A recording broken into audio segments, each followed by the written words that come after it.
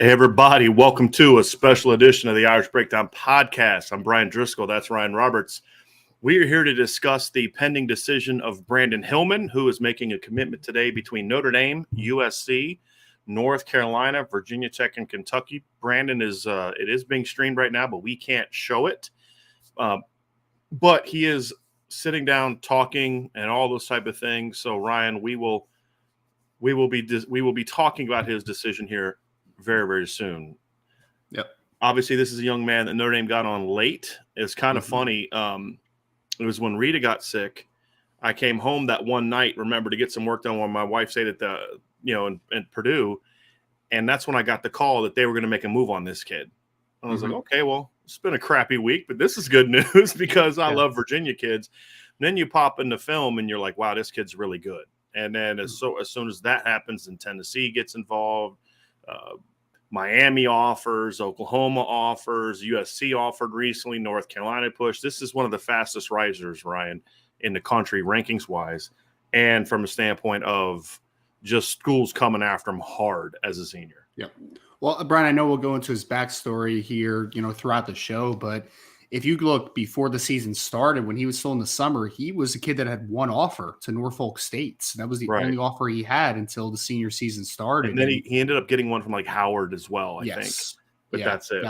Down the stretch. So he was a very under-recruited kid until I think there was kind of an opening up of possibility to play other positions besides quarterback. And that's a good right. That's the thing is he's a dynamite run-throw quarterback in high school. He had over 1,000 yards as a rusher and passer this year and last year, but early on he was set on being a quarterback.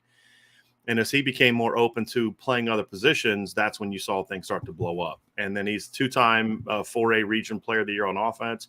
He was an all-district player as a quarterback, a defensive back, and a punter, which just kind of tells you, the versatility of this kid. So Notre Dame made a push. They did get in there sort of early, and they've been trying to seal the deal with this one. They were able to get him on a visit the weekend of October 15th, the weekend they play Stanford. Obviously not the ideal game you want to see unless your pitch is, dude, see, there's opportunities for you to come play. But he's listing all these people that he's thanking. Is very, very bright kid, very good student, very talented player. No, he really is. He really is. And he's a player that can project to a lot of different positions, which we'll get into on this show, right? Which makes it super exciting because people keep asking, man, where's Brandyn Hillman going to play if he goes to Notre Dame? Guys, where can he play is a better question that we can ask ourselves. He could play so many different positions, which makes it really exciting to kind of think about. Right. Well, and he's an interesting kid, Ryan, because he could play quarterback at certain schools, right? He reminds me a lot of Woody Dantzler, if that quarterback was still in vogue. You remember him from Clemson. Yes. Not a true quarterback, but a kid that can throw the ball. I mean, he's got a nice arm. He's just not necessarily a quarterback. He's got a very live arm, dynamic runner. In that old Rich Rodriguez, Pat White type of mode, he could be a really dynamic player like that. There's just not a lot of schools looking for that kind of quarterback anymore at the major Power 5 level. He could play running back, which is actually the position Notre Dame was initially looking at him for. But then they landed Jeremiah Love, and it's like, well, we're good here. You know what I mean? So then it was receiver and safety and rover, and there's kind of a battle on the staff of who wants the kid, because they all want the kid. So, And I know, Brian, for me, I look at him and I'm just like, that kid's a rover, but I have opened up possibilities to. Sorry. No, you're good. He's getting ready to announce his commitment. So gotcha. He is he's got his Churchland shirt on. He's standing up. And he's reaching for different hats, grabs Kentucky, sets it down, right? Crowd's laughing. And he picks up North Carolina, almost puts it on, sets it down. Then he takes his shirt off, and it's Notre Dame. So Brandyn Hillman has committed to Notre Dame, everybody. Take it away, Ryan. Yeah, and it's really exciting for Notre Dame, obviously. I was kind of getting into, could he end up as a running back? Possibly. Could he be that dynamic slot receiver potentially that is a kind of a yak guy, can break a ton of tackles? Sure. Could he be a deep safety in Notre Dame's system where they want to play a lot of too high and they want to rotate down and do all that type of stuff? For sure. Rover is a position as well that I look at and say with the production you've had in spurts at that spot over the last few years, think about what Jeremiah Owusu-Koramoah was able to accomplish.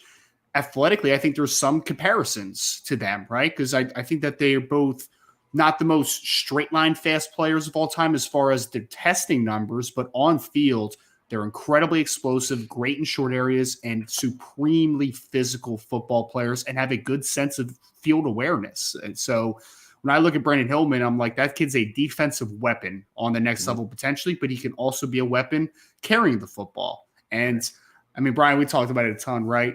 Who is going to be Brandyn Hillman is going to be the best friend of Brian Mason pretty early on in his career, man. Him on coverage units, pump block team, all different types. Potentially man. as a returner. I mean, that's the thing is, I mean, I wouldn't necessarily dismiss the idea when you're talking about finding ways. Let's just say he does end up on defense, and that's not even a given right now, Ryan. Sure. But let's just say he does. I mean, you're going to say this kid's a little too dynamic with the ball not to try to find some way to get him the football. Yeah.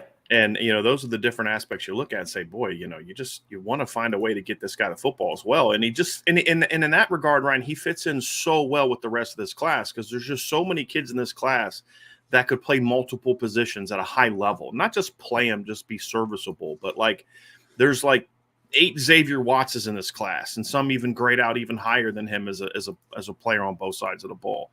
And that's just something you can't have enough of in this class. And that's exactly what Brandyn Hillman is. You're talking about playing rover and safety and all that. And I agree with you. And I'll give my opinion on where I think he fits best when you're done. But the fact is you're going to be very tempted to say, is there a way we can somehow get this kid to football? I mean, you're going to ask yourself that if you're not, you're not doing this coaching thing right. Wildcat quarterback. I could imagine him being an RPO weapon from working in the slot as an after catch guy. He can do a lot of different things. There's no doubt. And it's really good because I think you mentioned this already, Brian, but the fits makes a ton of sense from the class perspective, right? I mean, I have to think Coach O'Leary and Coach Golden are kind of looking at their chops thinking about hey, if we have Don Schuler, Peyton Bowen, Ben Minich, and Brandyn Hillman playing somewhere in the safety rover conversation. Right. There's a lot of different possibilities that you can have there, right? And be very versatile in the back end. On the offensive side of the football, if he ends up being, kind of more that yak wide receiver, let's say, then you have 2 dynamic outside players, in my opinion, in Jaden Greathouse and Braylon James. You have Rico Flores, who can work outside and in and do all the, the little nuances of the game. That's fantastic. You have Dylan Edwards, who can work more from the slot. You have Caleb Smith that can work more for the slot. But how Brandyn Hillman would be potentially used as a slot RPO type of after catch wide receiver is a lot different than what Caleb Smith's going to do, right? Caleb Smith is going to win with acceleration, with field vision. Brandyn Hillman is one of those kids where you get the football in his hand, he's going to break 2 tackles, and he's going to get you an extra 10, 15 yards at the end of a run because he's that type of physical player. So having this type of kid where you've really, as Notre Dame now that they have Kenny Minchie on board, you've really hit your needs at every single spot, right? So now that you have an athlete to the caliber of Brandyn Hillman, you can leave it up for possibilities of he could play at position X, position Y, position Z, because there's not really a need in the class from where he needs to necessarily fit in. You just let his talent and his body develop and see where he fits in best long-term. Yeah. Let's go a little bit of the backstory, Ryan, on this one. So as I mentioned before, Notre Dame got involved in him sort of really early in the fall. And Chad Bowden, who just never stops grinding, was just, look, the class wasn't done yet. They had needs. They had needs at, receiver. They had needs at running back. They had needs, to adding more depth to the secondary, potentially a rover type of prospect. And he comes across Brandyn Hillman and then, of course, gets verified times and all this kind of stuff. And then I won't tell you some of the things that Chad did in order to promote Brandyn Hillman maybe to others in the recruiting industry and other schools in order to maybe boost his profile a little bit. But it was very, very interesting and very savvy stuff, but really got on him early, Ryan. And I think that was a big part of this because as you found out from talking to his coach, and I'll let you share that here in a little bit, he was someone who was a little bit sensitive to schools that got onto him late because so many kind of passed on him early.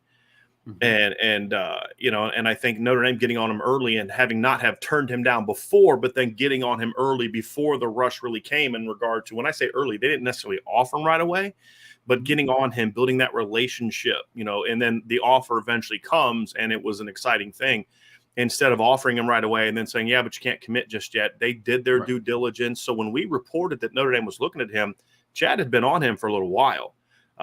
And so they'd talked, and at some point in time during his recruitment, they've talked about quarterback, running back, receiver, rover, secondary. They've talked about just about everything. And they finally just said, look, dude, we don't know where we're going to play you. We just want you. And we know we can find a place for you. And Notre Dame really stayed near the top. He's a very high academic young man. He's very, very intelligent young man. And when he came to Notre Dame, it just clicked. And at that point in time, Notre Dame was the team to beat. I mean, when we talked with sources on every angle, it was always, yeah, Notre Dame is going to be hard to beat. I would listen to kind of like podcasts from like North Carolina, Virginia Tech, and they're all like, yeah, no, this school really likes him, but Notre Dame's, going to be hard to beat.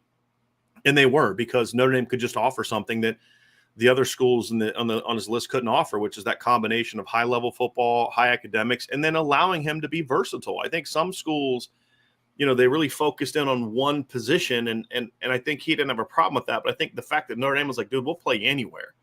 Right. And then you look at the go into the ball game or the bowl game, and what happens if Tyler Buckner gets hurt? Well, who's the next quarterback? And you're like, or if you go into the USC game and you're down to basically Drew Pine and Steve Angeli, well, what if one of them goes down? Who do you play? Well, if you have a kid like this on your roster, the answer is easy. Brandyn Hillman. You know what I mean?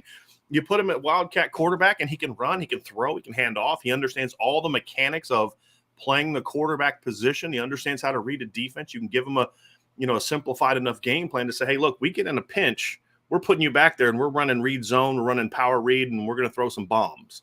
Right? Because he's got a very live downfield arm, Ryan. I mean, he can throw the deep ball. There's no doubt about that. And it just adds to the overall versatility of what this kid brings to the show or to the table and to the depth chart. And so that's kind of what helped Notre Dame's push. And then, of course, when he got on campus, he met a lot of the commits that weekend. Obviously, he visited the same weekend as Jeremiah Love. You had Dylan Edwards on campus. CJ Carr was on campus. I'm trying to think of all Ben Minich was on campus. I mean, there was a lot of kids from Notre Dame on campus that weekend to be around Jeremiah Love, but they also got a chance to meet Brandyn Hillman, and it clicked. And it was just, it was always kind of after that weekend, honestly, folks, it was more of a when, not if it was going to happen. But North Carolina and Virginia Tech really made hard pushes. USC tried to get in there late. It was going to be too hard for them to get in there that late. But I think North Carolina, Virginia Tech, probably the two schools that made the hardest push. Miami tried to come after him. Tennessee tried to come after him. Oklahoma tried to come after him. And none of them could kind of really get in there. North Carolina and Virginia Tech were two schools that got on him early and didn't say no, slow play, any of that stuff. They got on him kind of early, as well as Notre Dame. And I think those are the three schools that he showed the most affinity for, because they did not do what, Ryan, some other schools, which you'll be able to share from your conversation with his coach. So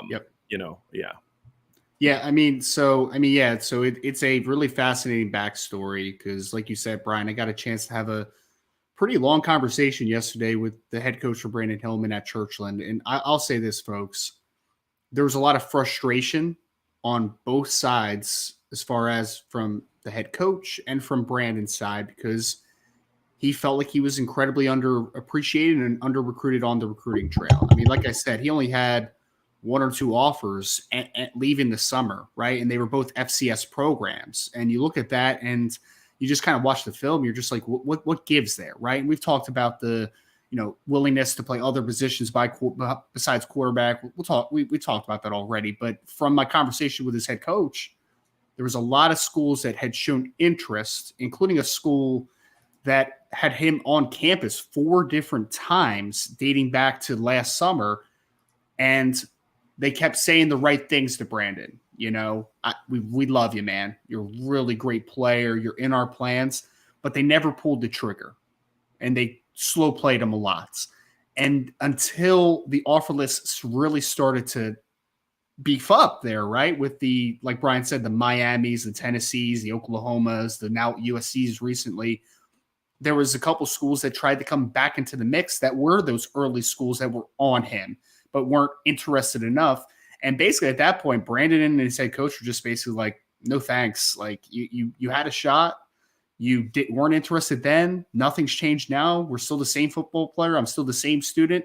You just, you misevaluated in their opinion. Yeah, and you right? didn't have the courage to jump on him when, you needed everybody else's affirmation before you were willing to jump on the kid. Why would I want to go? Why would I want to be there? Yeah. Exactly. So they were, Brandon and his coach, from everything that I've heard, they're very big on relationships, right? And they're very big on the trust. And I think that the reason Notre Dame won out, outside of the fact that they are a great academic institution and they give Brandon something different than he's used to, right? And a big opportunity moving forward, is the fact that once they were on him, they were on him.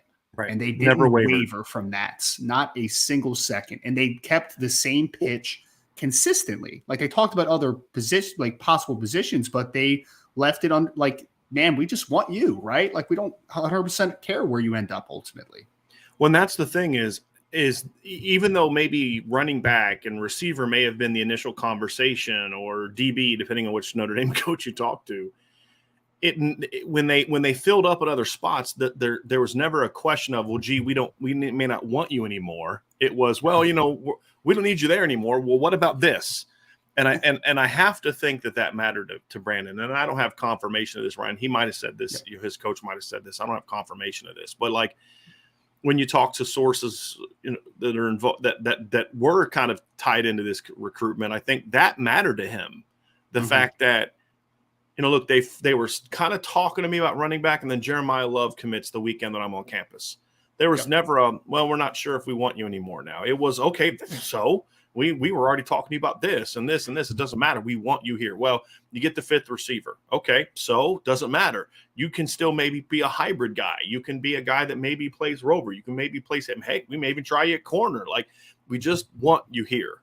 And that's really, I think, the thing that mattered. Is compare that to the other school you're talking about, and we think we have an idea who it is. And well, we love you, but we love you, but we love you, but there's always an excuse not to pull the trigger, where Notre Dame's like, dude, we don't care what happens everywhere else. We have the room. We want you. And they made a hard push for him. And I know that rankings are, he's a 3-star by most. He's on 3 bumped him up to a 4-star, the number 291 player in the country. He grades out as a 4-star top 250 caliber player on our board. Mm-hmm. And the only reason he's not higher is just because, in my opinion, there still does need to be some level of projection to somewhere. For sure. But athletically, Ryan, I think the Jeremiah Wusu-Koramoah comparisons really make a lot of sense for me. Similar body type, although I would argue that Brandon's just a little bit longer than Jeremiah was, at least taller for sure. Yep. And Jeremiah was not fast. He plays fast, but he's not 40-time fast, and that's how Brandon is. But it's more just smooth, the combination of smooth and explosive in short areas, and then the length to run is really where, for me, why I come down to, if he's going to be an offensive player, it's got to be receiver. If he's going to be a defensive player, I really like him at rover. And those are the two positions that, me personally, I like him the best because of that length, that range. And you just talk about a kid that you mentioned the 3-man safety class of Peyton Bona, Don Schuler, and Ben Minich, and how he fits in with that group. It's sort of like 4 for 3 is the way that I look at it, because ideally, when you look at the teams that Notre Dame's going to have to play, USC now with Lincoln Riley, when you look at Ohio State, who they play next year, and then Clemson, and some of the teams are going to be on the schedule down the road, the North Carolinas, but then also the national powers. Alabama likes to do a lot of 11 personnel and throw the ball all over the field. Tennessee is doing a lot of that now. A lot of schools are sort of moving to sort of this. Somebody just talking about his speed in Madden. He plays fast. I'm just telling you all, this is not debatable. He wouldn't, if he'd ran a 40 at the combine, he probably doesn't break a 4.7. I'm just telling you that. That's why he didn't run it at the pro day. He played fast. He didn't have like track speed, which is exactly what we're talking about. Okay. I don't care what his Madden grade is. He plays fast. He doesn't test fast. But when you look at him, Ryan, I think that to play all those teams, the Tennessees, the North Carolinas, the Alabamas, the Ohio States, the Clemson, especially if Cade Klubnik is who we think he is, going to be, USC, of course, Texas. All these programs are trying to spread you out and throw the ball. And sort of the old school 4-2-5 with 4-3 personnel has some merits that get some looks, but it's not really the ideal thing. You need the Jalen Sneeds. You need the Brandyn Hillmans. You need the Jeremiah Wusu-Koramoahs to be at those rover spots. Mm-hmm. Now, the thing about Jalen Sneed is let's say that Jalen Sneed looks great at rover, and so does Brandyn Hillman. Well, Jalen Sneed's a kid that could slide in and be an impact dynamic might or will. You know what I mean? Mm-hmm. And so they can play together, but the point is that's the kind of athlete you ideally need. Even a Don Schuler coming down and playing that position, I think gives you more against more teams than having a Jack Kaiser, a player like that, a Drew Tranquil from 2018, who was great at rover in 2017, but would not be as great of a fit at rover now because of just how the schedule's changing. The opposition is changing. The teams around the country are changing. And you're seeing more and more of this spread the field, but yet also spreading the field and wanting to still run. Mm-hmm. That's the thing. Tennessee's not Mississippi State, right? USC's not Mississippi State. Texas is not Mississippi State. North Carolina's not Mississippi State, where they're just throwing the old school Texas Tech. They're going to spread you out, but still have the ability to run. The perimeter screen game is essentially outside run. You need someone that can take on blocks, and that's why you also don't necessarily want to go to 4-2-5 where you've got a pure corner there all the time. If you can find that happy medium is a third safety, I think is the happy medium to find in that type of player. And that's what I love about Brandyn Hillman, because he's got the length. He reminds me a lot, and he's not as tall, reminds me a lot of the kid that Mike Elko had at Wake Forest a couple years ago, Thomas Brown.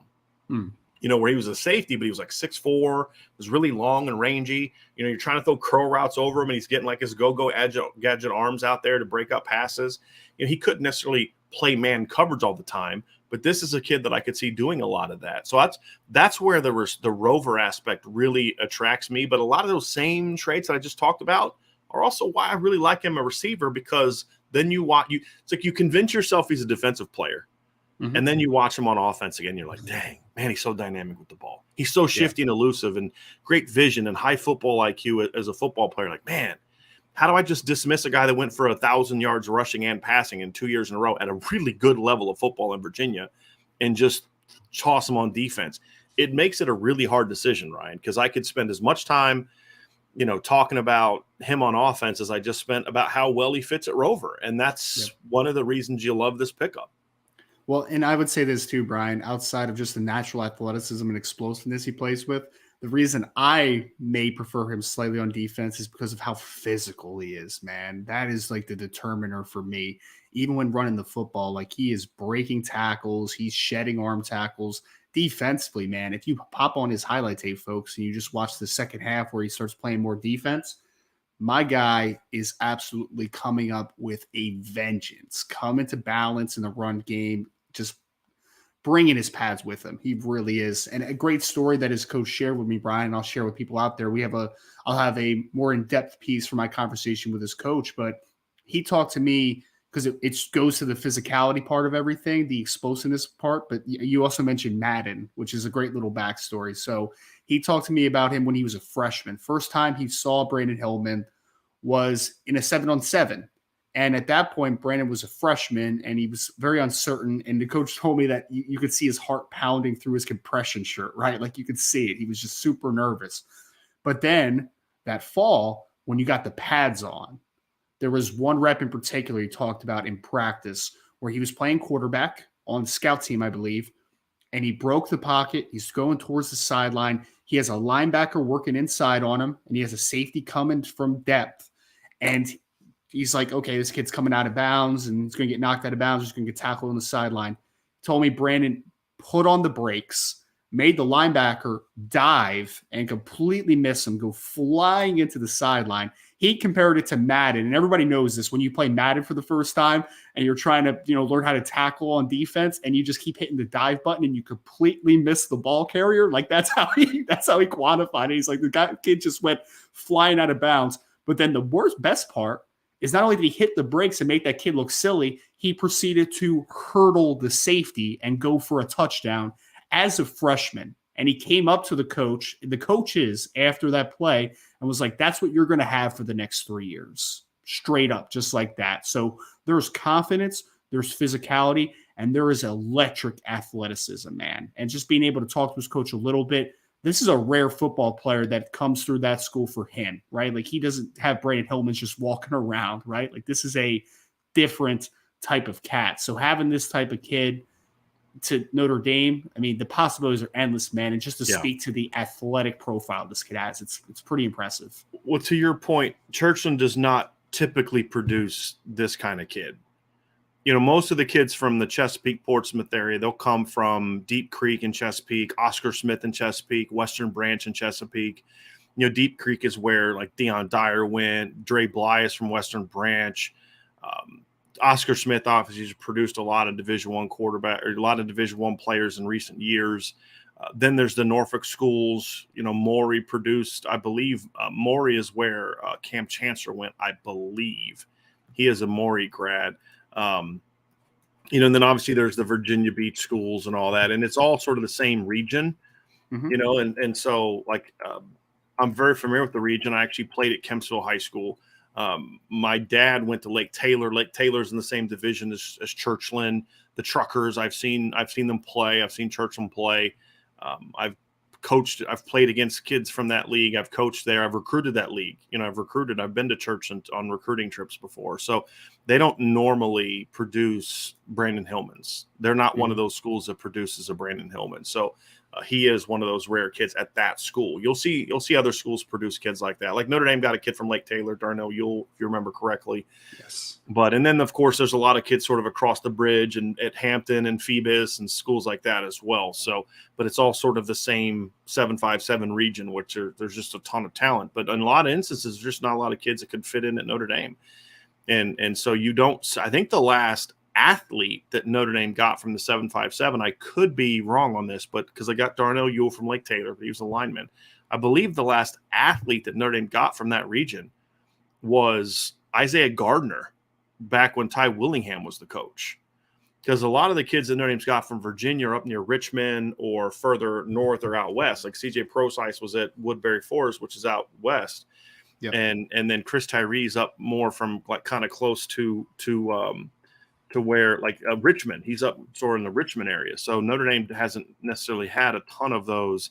CJ Procyse is probably the closest skill player to that. He's from Petersburg, but Petersburg is still like past Hampton and Phoebus and all those schools. So he would be the closest. But again, CJ went to a private school, a boarding school out in the western part of the state, northwestern part of the state. So they don't get skill players in this region very often. And so I'm ecstatic. You know what I mean? I'm absolutely thrilled because that's where I'm from. That's, you know, my old stomping ground. So love getting kids from this area, Ryan.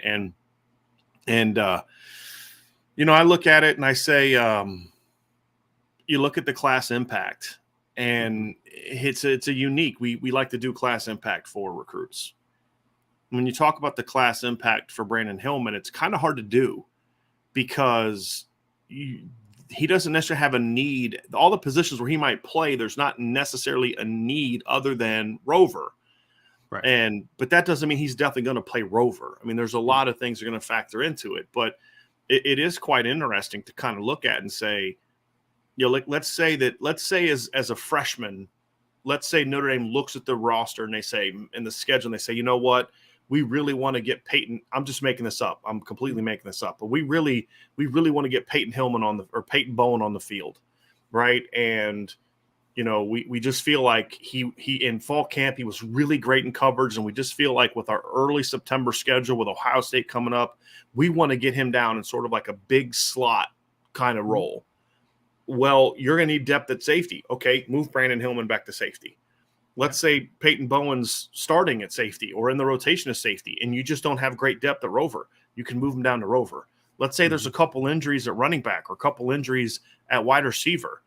Bam, you put him over there. And I think that's the thing that he gives is he doesn't necessarily have a class impact, so to speak, from a 2023 standpoint, other than this is just another dynamic athlete. To truly understand the impact he's going to have, you have to look at the versatility he provides the roster, which is what we've talked about. But the thing that I want to focus on here, Ryan, since we kind of we kind of already dove a little bit into the different ways he could impact the roster, is just adding him to this athletic package that we've seen here. It is clear that Marcus Freeman, Tommy Reese, Chad Bowden, Al Golden, Mike Mickens, the whole staff, it has been a very obvious goal of we need to get longer and faster, but we need to do it with football players. One of the things you and I have talked about is a lot of the kids that Notre Dame has landed in the past. I think of like the Ramon Hendersons. I think of some of the kids that are like that. I think of Osita Ekwanus, those really long, rangy, twitchy kids that Notre Dame has landed the last 5, 6, 7 years. A lot of them weren't really natural football players. They were just athletic kids. What this class is filled of is it's football players.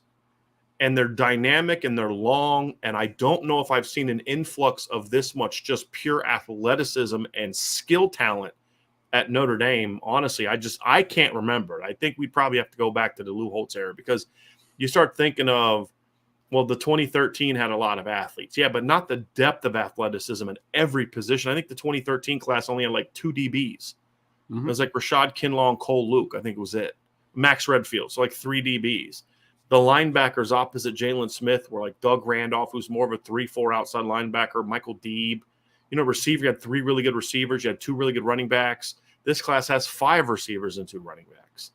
I just think the 2008 class could rival it. They had Michael Floyd, but then after that, it was Deion Walker and John Goodman, and then they were done. The 2008 defensive back class was pretty good.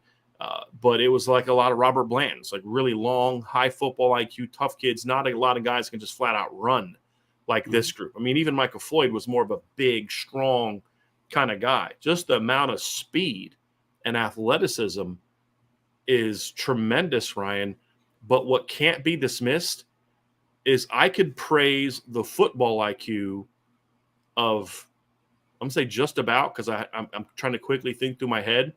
But there's not a single kid on here whose football IQ I would question, or football instincts I would question. And the 2 guys I may have questioned as juniors is Braylon James and Jeremiah Love. And you pop on their senior film and it's no longer a question anymore. I think that's the part that is impactful. It's not just length. It's not just athleticism, but it's football players. And it's a lot of them.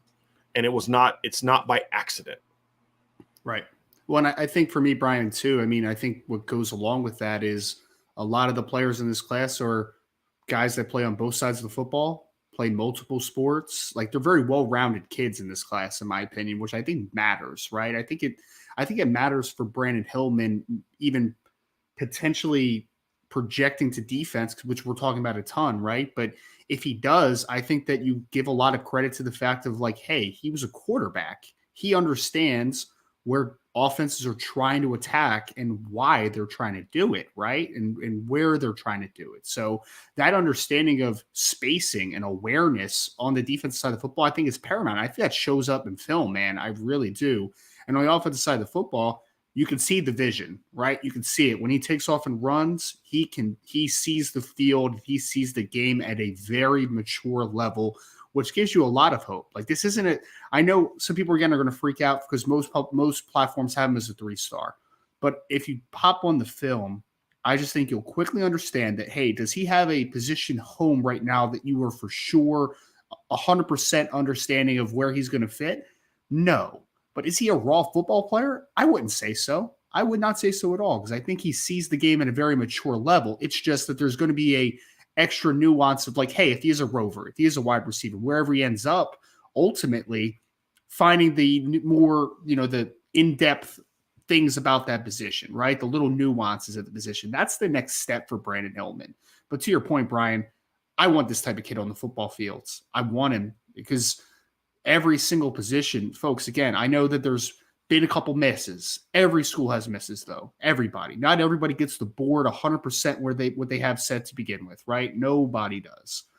But Notre Dame, across the board, at the safety position, at the linebacker position, corner, defensive line, offensive line, skill position, quarterback, everywhere, Notre Dame has gotten more talented and has gotten longer and more explosive. I mean, I'm just dreaming, Brian, because again, this is just me. This is not what Notre Dame thinks necessarily. but I have a dream of this kid playing Rover in the same room as a Jalen Sneed and maybe even a Jaden Ausberry at some point, right? Like to think about that is just, the possibilities are endless, man, because that skill set, and you combine with the fact of like, hey, there's a couple safeties on this roster, potentially of the Adon Schuler types, that you could say, hey, Adon, go play Rover on this series because they're going to spread us out a little bit more, right? They're going to try to hit some screens, do all that type of stuff. So just an endless possibilities, man. And you're not even mentioning all the dudes. You're not mentioning Drake Bowen. You're not mentioning Nolan Ziegler. You're not mentioning Junior Tuilamaka. You're not mentioning you didn't I'm not saying, I'm not calling you out. I'm saying like, you could just sit there and list all these guys. It would have been too, you know what I mean? But like Ben Minich, and we haven't even talked about how good Notre Dame's at corner in the last two classes. And that's the point, Ryan, is there's so much athleticism in this group. And it's in a longer path. Like Jalen, he's not tall. He's like 6'1.5", but he's long. That's there's a difference. You know, Brandyn Hillman's long. Peyton Bowen is only 6 feet tall, but he's a long 6 feet tall. Probably he's not even 6 feet tall, if we're being honest. I mean, he's probably 5'11", but he's a long 5'11". You know, and those are things you look for and say, man, this, like Christian Gray is probably the longest DB they have, and he's a corner. That's the thing you get really excited about, you know. And you look at Jaden Ausberry, he's like listed like 6'1.5", 6'2". I've heard he's closer to 6'2" now, but he's just so long. You just look at his arms. It's just like he had a tackle against Arch Manning where Arch tried to make him cut. He just stuck his arms way out, and it looked like they were like 3 feet long, and it just trips Arch up in that matchup. So, and then talk about the defensive ends in this class, man. Oh, I know. Talk about length, it's ridiculous. Like Armel Mokum and Boubacar Traore and Brennan Vernon. It's Devin Houston, yeah. And I also think that you're seeing an evolution a little bit too, Brian, because we spent a lot of time on Rover, right? The evolution of what the Rover position might look like.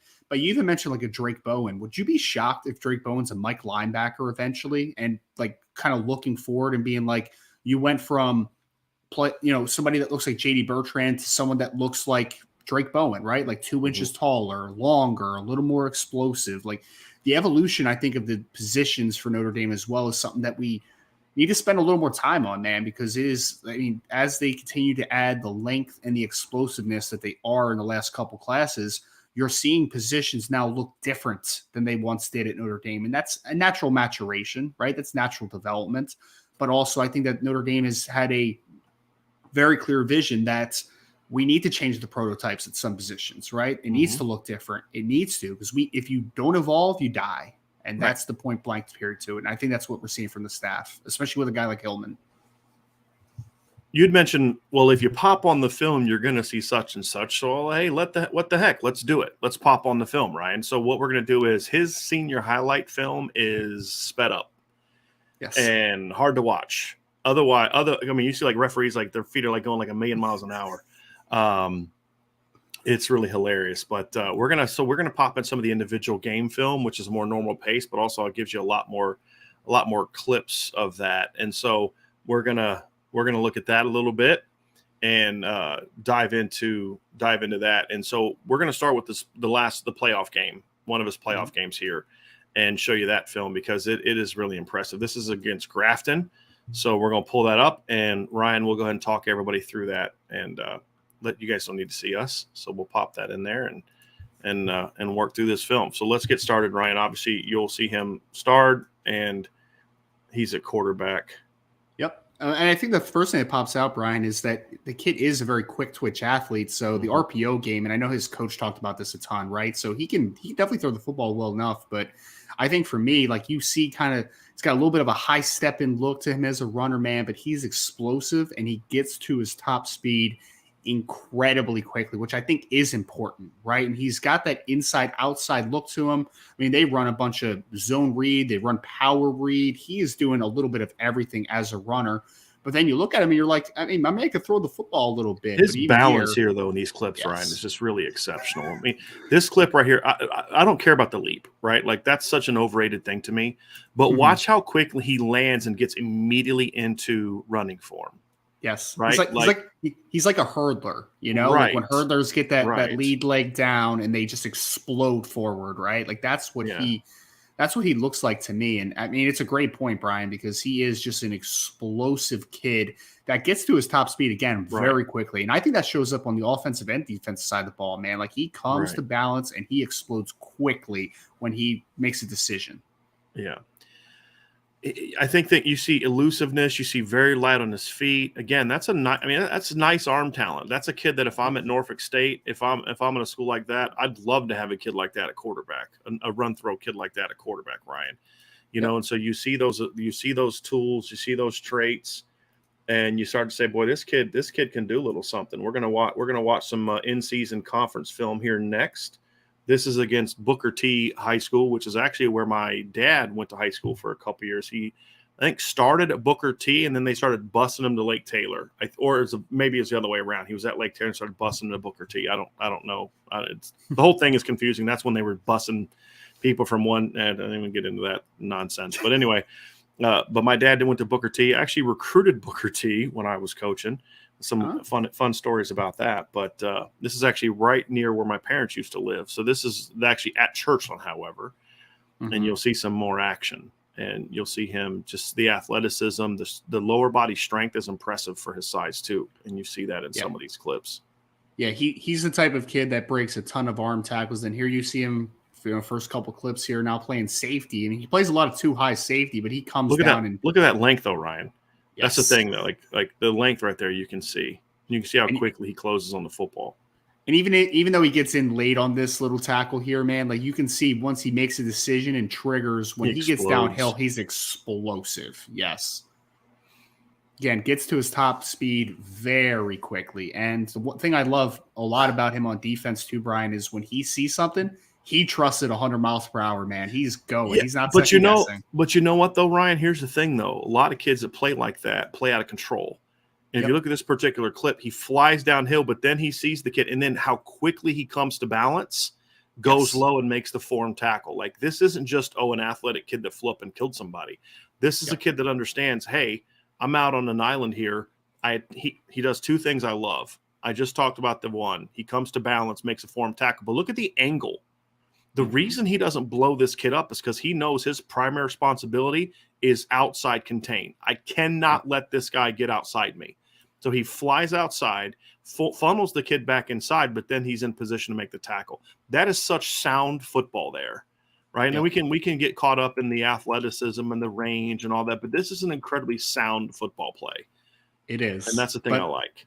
But I'll also get excited about the athleticism too, Brian, because you don't often see a kid trigger from safety and making a tackle for loss on a speed option. Like it's just it's very impressive stuff. But athleticism is only going to get you so far at the next level, right? Sure. There were some athletes at Notre Dame that were looking pretty silly in space against USC, right? Like you've got to be a sound football player as well. And the athletic traits are fun, and we're going to continue to break them down. I love them. But the thing I just like about this kid so much, Ryan, is he's just he's a football player, man. He's not just an athlete. He's a football player. I love this toughness right here. Yes. He's a physical kid, man. Never stops his feet. And there's some cats that can run at Booker T. Let me tell you all right now. There's some cats that can run at Booker T.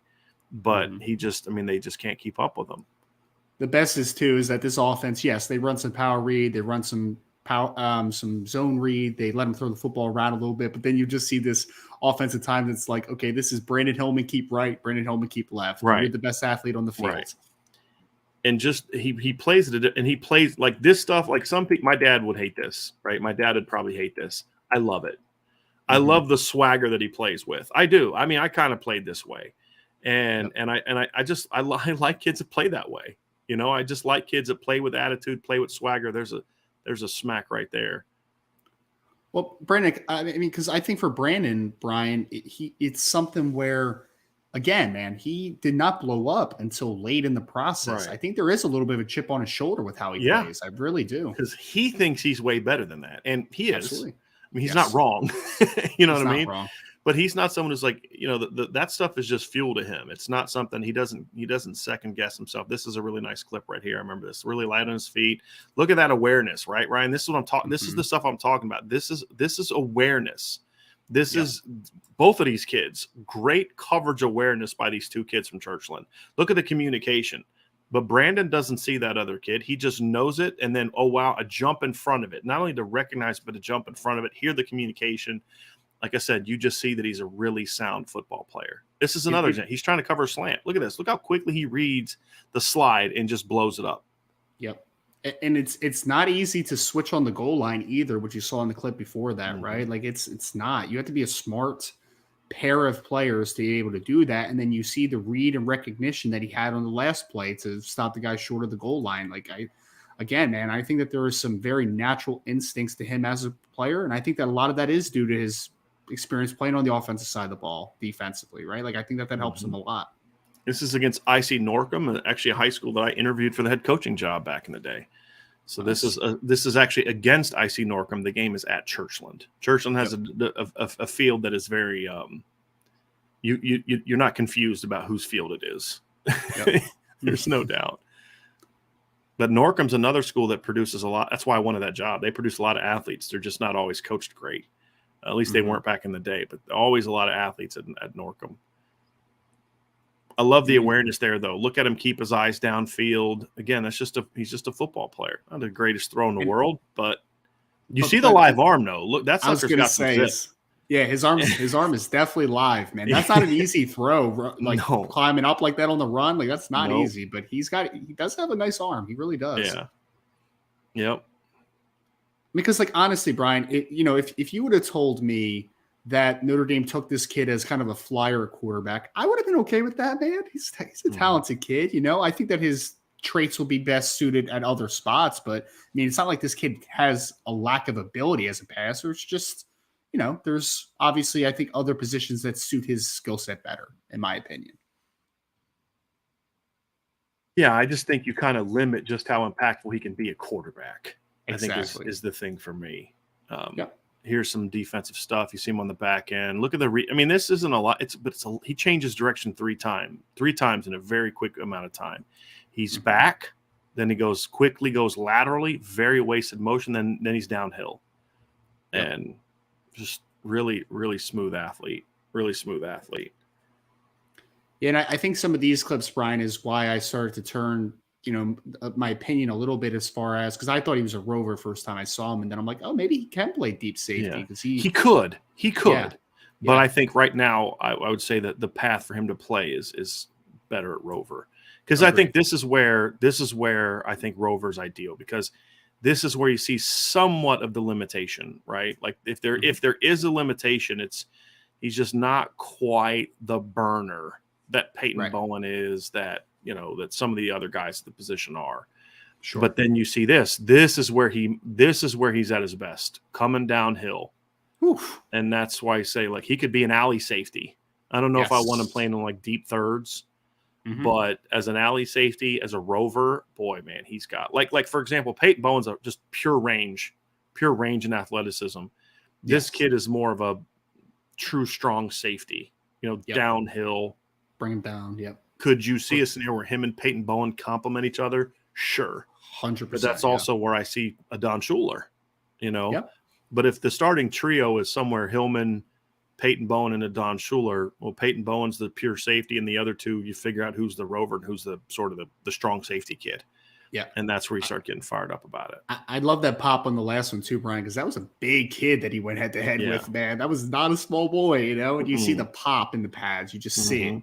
When that kid stops, that kid thinks he's going to run him over, and he does not get any more vertical movement at all. Absolutely. He's at his best when he's running downhill. Yes. Yeah. I think you nailed it correctly, though. Like, if he's a safety, this is that true strong safety. I am going to get down in short zone, and I am going to knock you out. Like, that's this type of kid. He's a really explosive hitter, and he's really good in short spaces, which is why I like him at rover again. Yeah, we're going to watch a couple more games here real quick of him, and then we'll move on to sort of just kind of what's left in the class. Nice deep ball here. I remember this clip from earlier. Yep. He has a really nice deep ball, actually, which is interesting. So that's why I say, like, if you got in a pinch and you had to play him at quarterback, you're not just running a wildcat hoping to get out of the game. I love that. You're talking about, you've got a couple things in your tool belt that you can go to with this kid. Look at this. Just the athleticism. Yeah, man. One thing I'm happy about is that I never made anyone's highlight tape of me getting hurdled, which I'm very happy about. So. Seriously. If you'd have played in the 7.57, no, you might have. I'm not going to lie to you. You might have. Because I learned that too. Like I've told the story, and I'd say it jokingly, but it's true. The first pass I ever threw in high school got caught by Dre Bly. He wasn't on my team. Yeah, but he was on the other team. But like I had my receiver Trey Simpkins was open on a corner route by 3 or 4 yards. Well, growing up in Northwest Ohio, that's a touchdown, much less, So I throw that ball out towards the sideline on a rope. And Dre Bly was like, I wasn't even running yet, bro. And he just turns on the Jets, and I'm like, dang. Nothing to be ashamed of with a 10-year NFL vet. So. I know, right? It's like, okay, that's a little different in Northwest Ohio football right there, fellas. Yeah, Dre Bly was a Pro Bowler, so it's okay. Yeah, but it's just like, I don't know what I could have done differently on that one. So that was a little different level of football. There's no doubt. Oh yeah. Yeah, but this kid's a really special athlete. And they did play against Western Branch, which is where Dre Bly is from. Fortunately for me, it was a scrimmage. It wasn't a real game. So there's no actual statistical evidence of that ever happening. Nice. So I could always deny it if I wanted to. I can't now that I've told the story, but yeah. Look at just how you talk about Ryan, how he gets to full speed quickly. This is another example of that. I mean, he gets downhill in a hurry.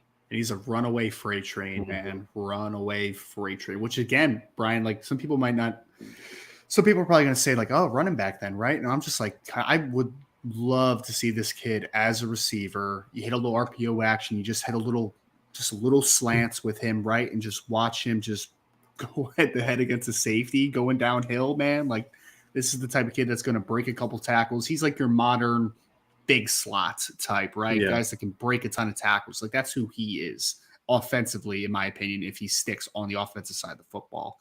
And like you said, also wouldn't count it out that maybe he's a kick returner at some point, man. Like that momentum getting downhill. Yeah. Like I'm going to add one more, Ryan, because this is their second playoff game. Or the first playoff game. I wanted to show this one as well because I like showing it against the best competition. So this is against Heritage, which is across the river in the Hampton, Newport News area. Yeah. So this is the first round of the playoffs. A game they won 49-20, and this kid went absolutely off in this football game.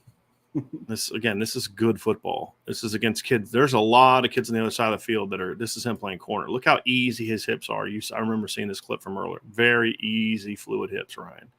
Yep. So we've now seen him in the box, Brian. We've seen him in deep safety. We've seen him at corner. We've seen him run the football, pass the football. I mean, we even saw him holding and taking a bad snap for a touchdown. So, I mean, this kid does. And you said he's an all-area punter as well, right? Right. So second team all-district punter. Yeah. Second team all-district punter. It's pretty nutty. But, yeah, I mean, you look at why is he playing corner there? He hardly plays any corner. It's because there was a matchup that they said we've got to put our best dude against their best dude. Yes. And that's basically what it boils down to, So that's what you do when you have a kid like that. Yeah. I can't relate from my high school coaching career. I never quite had a kid like this, but yeah. That's what you do with him if you have him. Yeah. Yeah, no doubt. All right, let's get to a couple more here. It's even more impressive too, Brian, that you say he does so much, and you said that he plays at a pretty good classification of Virginia. As you get better classifications, you don't expect a kid to have to do as much, right? But you do. I think that's a separator too. Is like you even talk about numbers. Like a lot of these schools aren't there. Like the 7.57, they don't have huge rosters. It's not. It's a little bit different, but yes. Gotcha. Well, yeah, I mean, I was even thinking just like a Peyton Bowen, for instance, he's playing at 6A in the state of Texas, right? Like the highest classification. And he's playing safety. He's playing wide receiver when they need him. He's their punt returner. Like you have a lot of kids that are asked to do a lot of things because they are the unquestioned best athlete on their team. Right.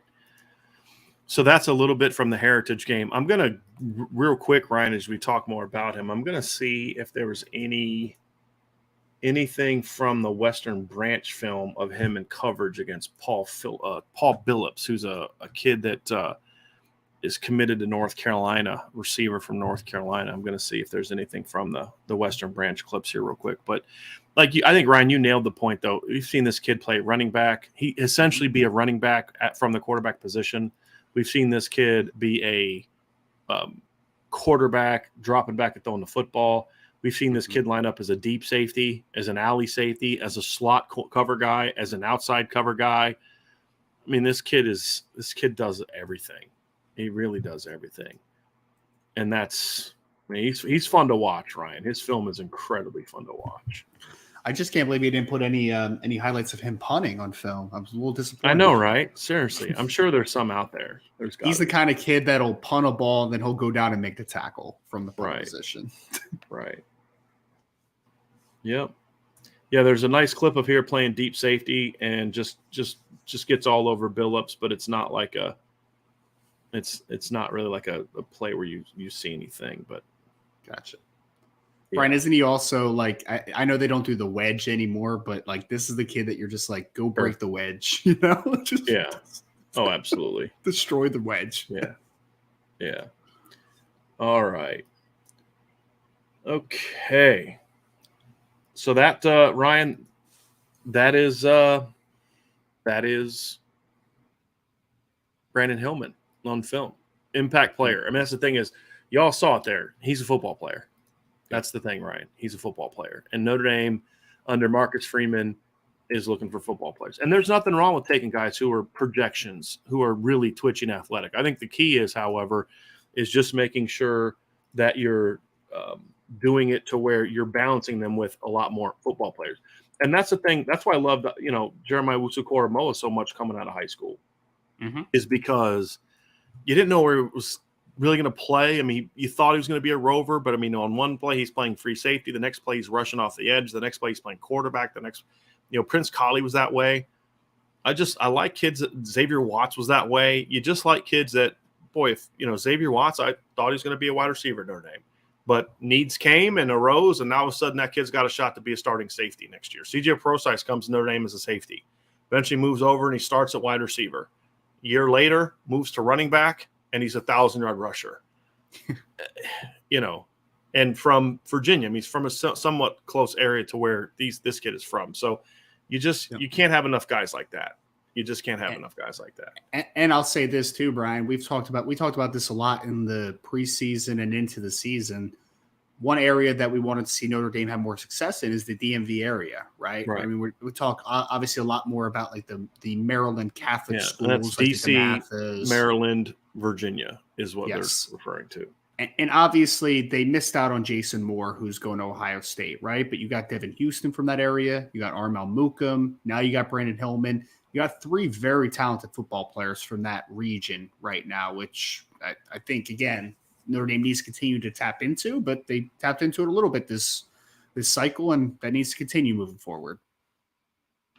Well, and my bias towards Virginia kids, but in my defense, they have turned out to be, a lot of them have turned out to be pretty good, That's true. So, but I don't count Armel Mukam as a Virginia guy. He just goes to school there, so But you can have him by association. He's a Canadian kid, and I got nothing but love for that. Well, then you can't count Devin Houston then either for being. No, I don't. I don't. I mean, but it is. But what's important though, to your point, and this was your point, which is I think is spot on, is you want to have a presence at those schools, wherever the kids came from, Canada, wherever. You want to have a presence at those schools. Yes, and that's the key, and that's what Notre Dame is doing, and that's where getting a kid like this is important. And this is why I've said a lot of schools don't like Notre Dame coming in. This is why Florida schools and SEC schools so harshly negatively recruit against Notre Dame when they're recruiting kids from Florida.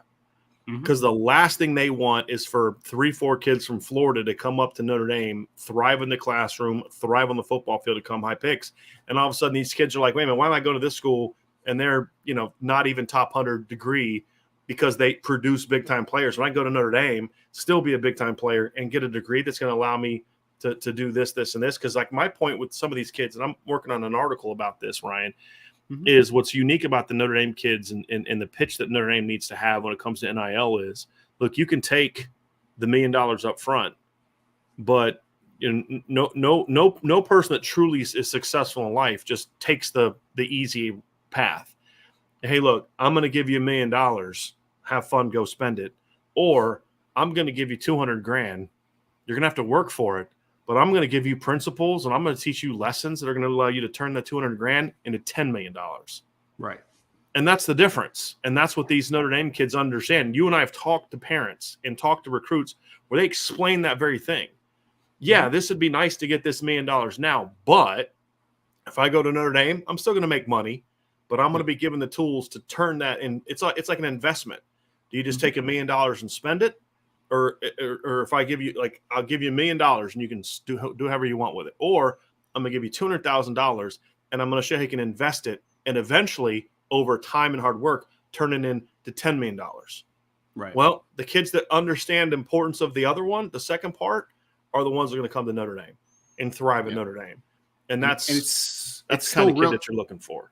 Yeah, and I mean, and it's still really refreshing to see those kids that bet on themselves, right? Like it's the long term versus the short term. I mean, it's unfortunate, but there's some kids that just do not see past the first check versus the first season, and that's why a lot of kids are just kind of, making movement so quickly and abruptly without even having like a real plan. I feel like, right? But I think that for Notre Dame, getting those types of kids that have a little more foresight to what's important to them. And I think that for me, Brian, like after talking to Hillman's coach, again, I think Brandyn could have just stayed down south, right? And went to one of those schools. But I think that what really attracted him about Notre Dame is that it's different, right? And those types of kids, why is Braylon James leaving the state of Texas to come up to play at Notre Dame? Why is Jaden Greathouse doing the same? Why is Peyton Bowen doing the same? Why is Jaden Lamar coming from Cali all the way over to Notre Dame? From Washington. Why is Rico Flores coming from Cali all the way to Notre Dame? It's because I feel like these types of kids see the value in something different, right? Like Jaden Greathouse could have stayed in the state of Texas and just been a Longhorn and would have been great. And he would have been successful doing that. But he understands what makes Notre Dame different, right? Sullivan Absher could have went to Clemson, but he sees something different at Notre Dame. Brandyn Hillman could have went to North Carolina or Virginia Tech or Miami or Tennessee or wherever. Easier paths. But he sees the value in being challenged and doing something different. And I think that is still a really refreshing thing to look at. Right. Somebody asked about how big he is. He's listed at around 6'2", 190. He's at least 6'1" to me. He's at least 6'1", 185, 190. He's a good-sized kid. Cool. He's put together well. You see him up close in person, you're like, okay, this kid's got some size to him. So, yes, there's no doubt. There's no doubt. So, and he'll probably be, after development, he'll probably be what, Brian, 210, maybe 215 at some point. Like, at the most. I mean, he could stay in the 205 range and streamline him. If you want him at receiver or safety, you could streamline him. But if you wanted to get him to rover, he could get up to 210, 250. And that's all. That's how big Jeremiah Wusu-Koramoah was. He wasn't any bigger than 210. I think he weighed in at the combine at like 216, and that was with him putting on weight. Exactly. This is another reason he didn't run to 40, because he put on weight to do a lot of those things. So, he's a very similar body type to Jeremiah. It's so funny when people go to the combine and people are like, "Oh, that guy looks light on film," and they come in heavier, and they're like, "Wait, why isn't he testing?" I wonder why he's not testing, because he put on weight. Right. Well, no, he had a hamstring. Well, then if he had a hamstring, why is he doing broad jump, vertical jump, and all that? You know what I mean? Like, stop running the 40. Yeah. Right. Exactly. Come on now. Because the 40 would have been before all those things, right? You can understand if he did all that, then decided not to run 40 because of all that. But that's why he didn't do it. That's my two favorite excuses. He has a hamstring issue, or he hasn't practiced enough at the test. I'm just like, okay. Sure, well, because would you say, Ryan, that with how he has played, that he pretty much has sort of answered some of the questions people had about him and his positional fit? I mean, he's certainly, to me, from what I read and what people that watch NFL have told me, he's playing like a first-round pick, not like a guy that was middle of the second round. And he's playing more like a will linebacker role for Cleveland, and he's been very, very good. And I know there were questions about, the not testing and the heart issue that came up late and all that type of stuff. But yes, in a vacuum, that kid was a first-round player that year. Like, no doubt about it. He was a first-round football player. Well. Right. Yes. Some of the other stuff that caused him to drop wasn't related to how good he was on the football field. Absolutely. And that's why those things are important. But yes, football-wise, he was a dynamic player, very dynamic player. So last thing, Ryan, is we kind of do a what's next. And for people that want to know, this is one of the dancing gifts that we had on the board. So we're now down to one left. Yep. And we expect that one to be made aware by the end of the month as well. So Notre Dame is now 14 days. We are 2 weeks away. By this 2 weeks from now, by this time, we're going to pretty much know who Notre Dame's 2023 class is going to be. Finally. Yeah, I know, right? So this is commitment number 27. It would not shock me if Notre Dame is done in 2023 now. There's some other kids on the board. Solomon Davis from Arizona or from California is a kid they're looking at right now. They're pushing hard for him. He likes Notre Dame, but I think Oregon just kind of got on him a little bit sooner. So I think Oregon right now is the team to beat. Notre Dame's battling. Mike Mickens is battling. Chad Bowden's battling, but there's ground to make up there. There's really not a lot of, I mean, there's some kids on the board, names we can't mention, that they're trying to flip, but the odds of them flipping them are not, probably not great right now.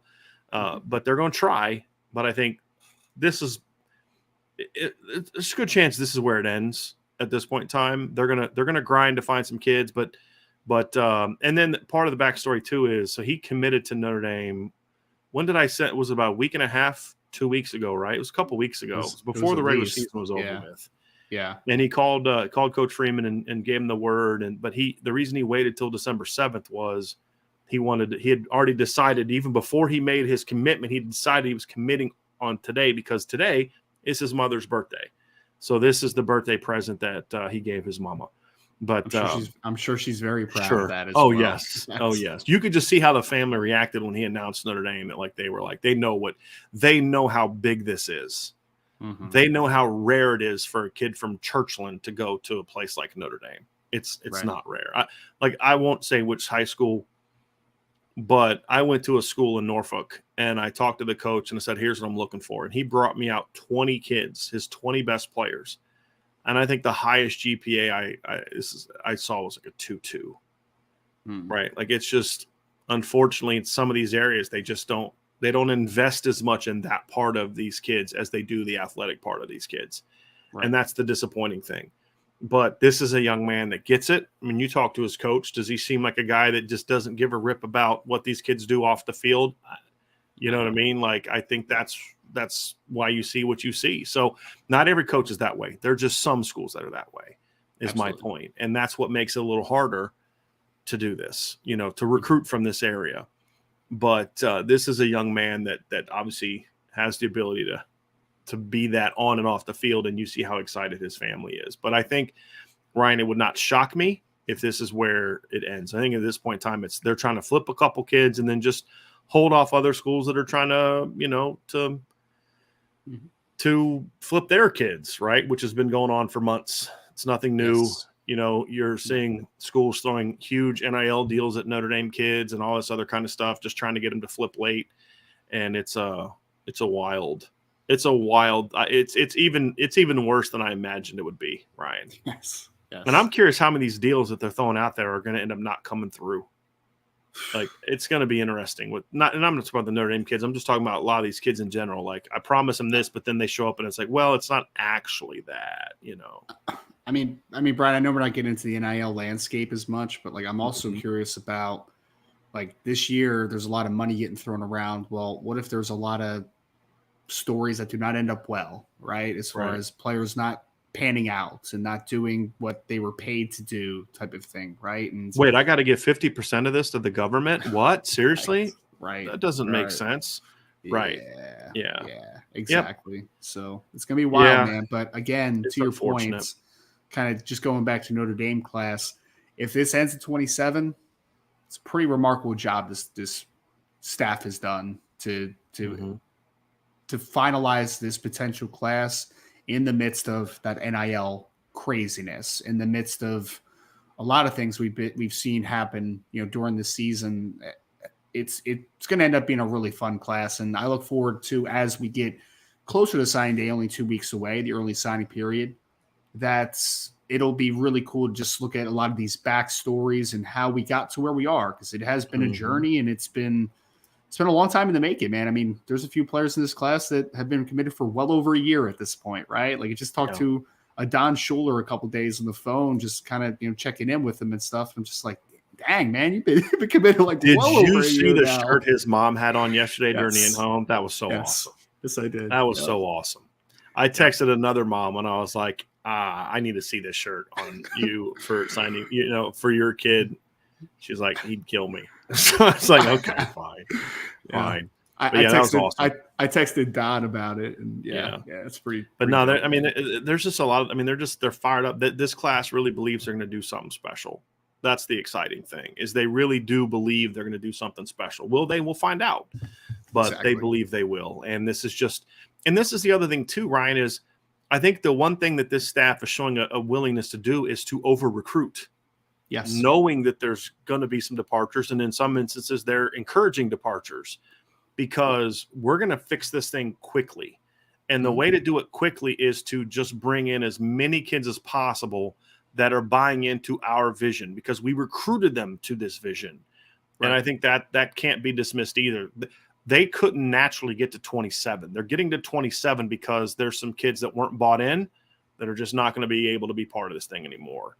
And that's something that Brian Kelly was never willing to do, that I think you need to do as long as you're doing it the right way, right? And not just running a kid off because he just didn't pan out the way you'd hoped. He's doing everything right, academically doing everything you need, athletically working hard, great attitude.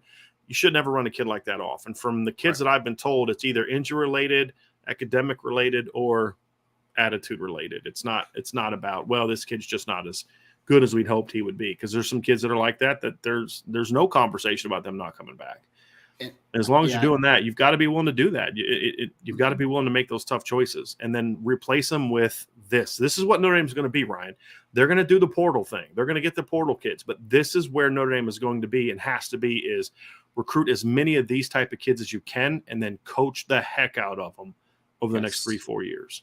No doubt. And I think that Chad Bowden, the rest of the recruiting staff, and the coaching staff in general needs a huge pat on the back for that over recruiting. Because to your point, Brian, I mean, you look at, there's been some players that have just kind of popped up on our radar right during the season that you're like, is this a replacement for someone? And you're like, nope, just another really good football player that we like, that we think we can make the numbers work, right? Because I think they had foresight, they had understanding to what they would need, what the team needs will be moving forward.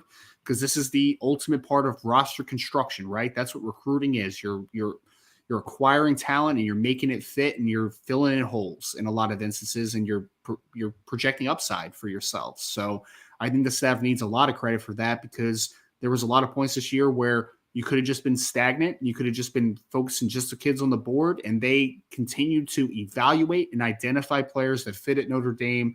And we're continuing to see that, only a couple weeks until signing day. They're still on a couple kids, which is, it's going to be fun to just kind of see what the final product is. Yeah, there's no doubt. So Notre Dame lands Brandyn Hillman. That is it for today on this part of it. That's big news. We are going to have a mailbag, because we do have some questions, and there's a lot more questions that people are going to be submitting here. So we are going to jump into a mailbag. I'm sure we'll continue talking about Brandyn during that. We'll continue talking about recruiting. If you want to talk team, college football as a whole, obviously some big news today with the report that Jeff Brom is leaving Purdue to go to Louisville. It's a big one for the ACC. Big win for the ACC. So getting all that in the mailbag. But before we get to the mailbag, and don't go, everybody, I want to see that number up at the top of people, and I want to see it stay the same or grow, because we're not done yet. We're just done with this portion of the show. So hit that like button, hit the subscribe button, hit the notification bell, share this podcast, sign up for the message boards at boards.irishbreakdown.com. And we have on there our Christmas deal. If you want to get the Christmas discount, it's 25% off your entire purchase at the merch store, which is literally, I've had several people that have ordered stuff where I actually in the negative, because of we just don't make a lot of money off this, but it's meant to be a way to grow our community, as more so than it is a revenue generating aspect of what we do. But some great new merch. I put the pullover on there. We've already had several people order those. And a new bucket hat on there, which I'll be getting for the summer when I go to camps and stuff. It's a really, really cool IB bucket hat. Lots of cool shirts and stuff. So definitely check that out. If you're not a member of the message board, sign up. $4.99 a month or $49.99 a year. That is not an intro rate. That is just the rate. And if you sign up for the monthly, you get 10% off your next purchase in the bookstore or members bookstore. the merch store, the IB merch store, and 20% off you sign up annually. But if you're signing up now, I would encourage you to hold on to your 10% or 20% discount, because those don't expire. You can use those whenever you want. The Christmas discount, which is actually bigger, 25%, expires at the end of December. So use that one now. Hold off on the other discount code for later. You can't use them together. Just hold it off for later and use the Christmas code for now. And if you want that Christmas code, shoot me an email at brian@driscollpublishing.com or brian@irishbreakdown.com, and we'll get those to you. And then we'll be back again here very soon on the Irish Breakdown podcast. Let's go to some mailbag stuff, Ryan. And we've got a lot of stuff, a lot of questions already. And we're going to get to a lot more. There's still some questions that we're starring. I'm still only at 138 right now. That's how far I've made it down to get to where obviously the next group of questions. So let's just kind of start at the top and start with Tommy Guns, and we'll just kind of continue with our conversation about Brandyn Hillman. So Tommy's question is, Ryan, which would be your preferred order of positions for Hillman to get a crack at? Yeah, I mean, it's a great question, Tommy. And it's such a in-depth question because I think there are a lot of legitimate possibilities, right? Like, I don't think it's one where there's one really good possibility and there's a bunch of, maybe it'll fit type of things, right? Like, Brandyn Hillman could potentially play several positions for Notre Dame on the next level. Number one for me, and I've been adamant about this, is Rover. I think that Rover, it really fits his style, his physical nature as a football player, his proactiveness, his short area explosiveness. So I like Rover a ton. Offensively, I think wide receiver and running back, you convince me of either one, if I'm being honest. If you told me that this team was a heavy RPO-based system, a team that wanted to really, manipulate space a ton, then I'd be like, all right, throw him in at wide receiver. But if not, running back makes a lot of sense. He's a downhill physical kid. And then I wouldn't be adverse to him playing a true safety role, because I think if you use him correctly in there, bring him down into the box, short zones, maybe some man against some bigger slots or some tight ends. Like, I think he can do a lot of those things. So I guess my ordering would be somewhere of Rover, wide receiver, running back, deep safety. Like, that would be kind of my sticking point for a Brandyn Hillman. So I got to the part of the question where people were pointing out the lines on his home field. Yes. Which are not straight. They're not. Somebody said bro was drunk when he was doing those lines. Oh, you guys are so mean. True, but mean. Nick P. with a mailbag question. Does Jadarian Price have any shot at the bowl game, or is his recovery time pushing him back to the spring game or summer? I have heard nothing about Jadarian Price being available for the bowl game. And honestly, because he's still only – what it would be, Ryan, it would be like 6 months removed from an Achilles. I wouldn't even – there's no need to even try to get him ready for the game. With the running back room the way it is, like, yes. It's not a need. You need to get him ready for spring and fall, especially fall camp. You need to make sure that he never has the most important thing over the next 6 months to a year for Jadarian Price is making sure that he is healed to the point where this just doesn't become a problem again. Exactly. Because he's too dynamic. And this kind of injury, it's not quite as bad, but it's kind of like how ACLs used to be 10, 15 years ago. Not 30 years ago, or it was a career ender, but 10, 15 years ago, where you'd get these situations where kids would have to, a guy would tear his knee up and he was just never going to be the same athlete, or he couldn't play anymore. Achilles are those where it's not as bad, but it's getting to the point where it is still an injury that it can be tricky. Guys don't always come back 100% from that. Like we saw that with what's his name?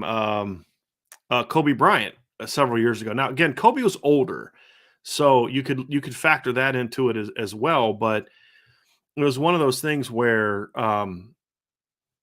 he wasn't the same athlete. And I think that's kind of something you look at. So I think when you look at Jadarian Price, the key here, Nick, is get him healthy to where he doesn't have to worry about this being an issue as best as you can. I mean, you can't completely prevent it, but as best you can, make it to where it's not an issue for him anymore. So I just don't think that need is there, in my opinion. So let me give me 1 second here real quick. I think let me just see what just came up. Michael Mayer has announced that he is heading to the NFL. He is going to enter the NFL draft. It does not say anything in here about him playing the bowl game, but I don't anticipate him playing the bowl game. He says the time has come for me to start the next chapter of my career. I'm excited to announce my intentions to enter the 2023 NFL draft. So Michael Mayer is officially going into the NFL draft, which is not a surprise to anyone. But I think now is a time where, and when Ryan gets back, we'll dive into it further. But now is a time to kind of really discuss just what we saw the last however long from him. I mean, I think Notre Dame fans understand this, but I think that it's worth discussing. What we saw the last 3 years was true greatness. A kid that at Notre Dame, with the tight end history that they have, set every single season and career mark at tight end and for receiving, and he did it in 3 years. Wild. I mean, it is special what he was. And it's not even just the talent, Ryan, but it's also one of those things where you're talking about a young man that did it the right way. He was a leader, was a great teammate. I've told stories about, where I've talked to parents of true freshmen on the team this past year during summer workouts where they would say, you won't believe what happened today. And I'm like, oh yeah, what's that? He's like, so my kid, who's a true freshman, a defensive player who is probably not going to play this year. He's like, Michael Mayer just knocks on his door and he's like, you're working out with me today. And it was like, cause he's showing the kid, number one, you're a valued part of this team. Number two, I'm going to show you what it means to work at Notre Dame. I'm going to show you what the expectation is for you at Notre Dame. That is leadership. Michael Mayer only really in this era of me could have just been like, I'm going to go get mine because I'm going to be a high draft pick next year. But he didn't. You watched that kid after they lost games, when he had good games, he was crushed. Not because he didn't have enough catches, because he cared about winning and losing. And more than the stats and the production and all that stuff, those are the things that I'm going to remember about Michael Mayer. This is a kid that gave everything he had to Notre Dame, emotionally, leadership-wise, and as a football player. And that's what, to me, Ryan, truly makes him special. Yeah, I mean, Brian, I think that's what some people underrate him in the draft circles at times, right, from the Twitter perspective, because there's some things about Michael Mayer's game that you can't really quantify into, a 40 time or what his vertical is going to be. Because, I mean, look, there's a reason he is as good as he is. He is a good athlete overall, a very good athlete overall, 6'4 plus, 265 pounds, physical as anything, right? And you see that after the catch, you see that winning at the catch point as a receiver. And then the improvements he had as a blocker down the stretch now lead you to believe, like, hey man, he could be a really nice all-around tight end at the next level, an absolute weapon. All the numbers he put up, all the awards he's won, very deserving, obviously, of everything that he's been able to put together. But it's just, I think this is a testament to the worker he is, right? The extra stuff that he does on the side, the things that he does not to make it about himself, that he makes it about the team. Because I always point back to the Cal game where he hits I think it was a safety with this like nice little, head fake and gets up the seam wide open, and Drew Pine airmails it for an incomplete pass. And, most guys that are in his position where they're the premier player on a team, they're the heralded player, they're a potential first round pick, those types of guys would go up to a quarterback and be like, what the heck, man? Like, let's go. Like, make that throw. Michael Mayer doesn't do it that way, right? He doesn't sulk. He comes up to that guy and he says, next play, right? Like, come on, Drew, I got you, man. You're my dude. Like, let's do this type of thing, right? And I think it's a testament to the type of person he is. He exemplifies everything that you want Notre Dame football to be. It's not only is he a great player, a great athlete, a great performer, he's also a really, really good kid that plays the game the right way, plays it in a physical nature, dominates, and he does all those things that make him a completely special football player. And he's going to be a great player on the next level. He's going to be a first-round pick. And I would say this too, Brian, like to make the decision this way, right? Yes, I think it was kind of a no-brainer to declare for the draft now and to not play in the bowl game and do all that type of stuff. But based upon the person that Michael Mayer is, it's a serious conversation that he had to have with the support system around him, with the agents, with the parents, with his family in general. I am going to assume that Michael Mayer gave it some serious thought to, maybe I will want to suit up for one more time with the guys. Yeah, I think that there was a period for that, but I think at the end of the day, especially once they lost to USC, it was not really going to be a conversation. I think it for a while there, I think it could have been, but I do think that there was at least a thought in his head, because this is a kid that loves playing for Notre Dame. But by the time the USC game came out, it was like it's time to move on. You don't go risk something for the Gator Bowl, but if there was a kid that was going to be that way, he would have been it, right? Because you mentioned just how much he loved this team. I'm going to ask you this real quick, Ryan. What do you see for him as best fits in the NFL moving forward? I think the thing that makes Michael Mayer such a great football player is the fact that I don't think there's really a bad fits, right? I mean, there's going to be definitely some teams that are more spread out, where they're going to ask a guy to maybe be a little more detached and be, maybe a little more of a seam buster that Michael Mayer hasn't really been utilized. But I would argue that Michael Mayer has those attributes to him where he could be a seam buster. He doesn't have to just be a short to intermediate guy where, the physicality is something that really separates him. I think that he can fit in a multitude of systems.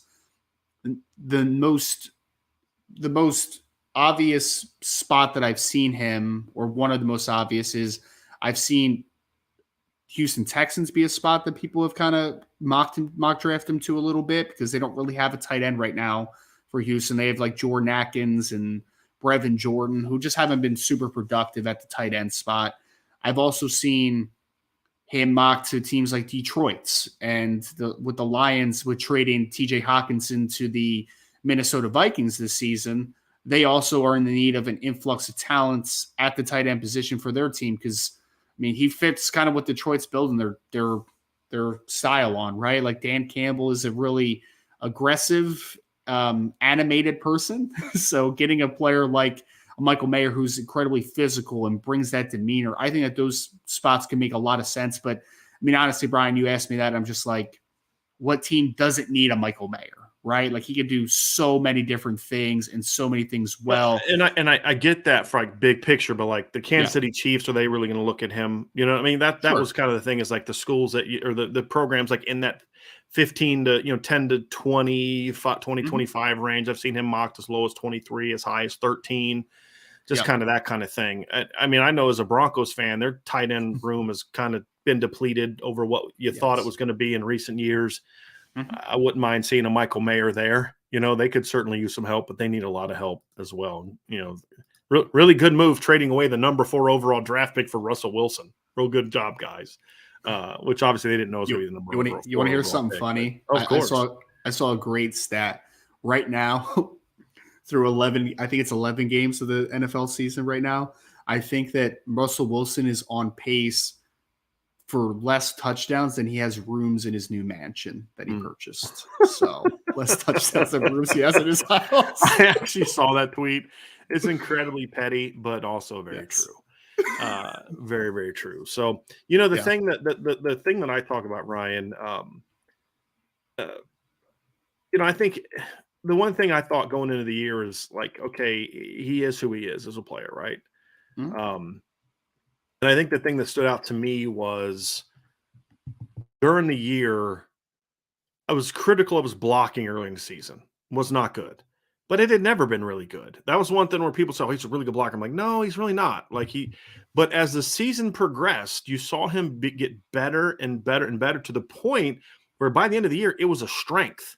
Yes. And the reason is like, he had no reason selfishly, personally, to do that.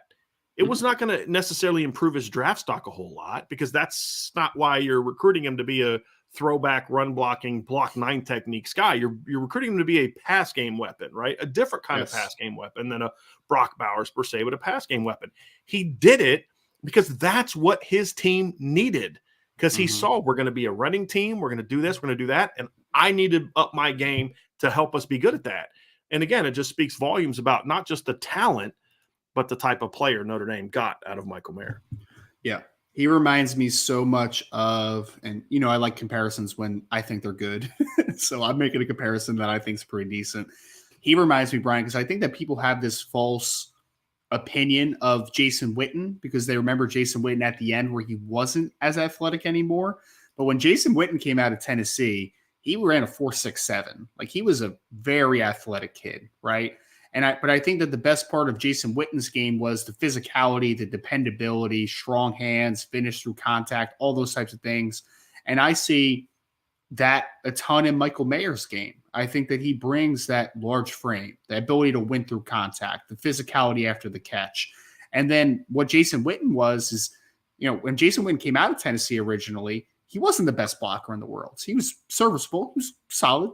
But he ended up by the middle to end of his career with Dallas, he would turn into arguably the best all-around tight end in football because of the level of blocking and then also the level of dependability and physicality that he brought in the passing game. So people always ask me, like, who do you see in Michael Mayer? I see a lot of Jason Witten, and that's the best versions of Jason Witten because, again, Witten was a much better athlete than portrayed because they remember later in his career where, foot speed-wise, he fell off the cliff a little bit, but Michael Mayer can move well in a straight line. He's incredibly physical, and he's really loose athlete too, which I think people also don't give him enough credit for. Because Brian, we've seen some routes where it's just like the shake route at the top of the route where he just gives him a head nod and hits up the seam, where he makes some safeties look absolutely stupid in man-to-man coverage. Like, he has that type of upside. So I think we saw that a little bit against Boston College late in the year as well. Yes. We saw him with some of those out cuts where he just would stem them and snap that thing off to the outside. And you're like, okay,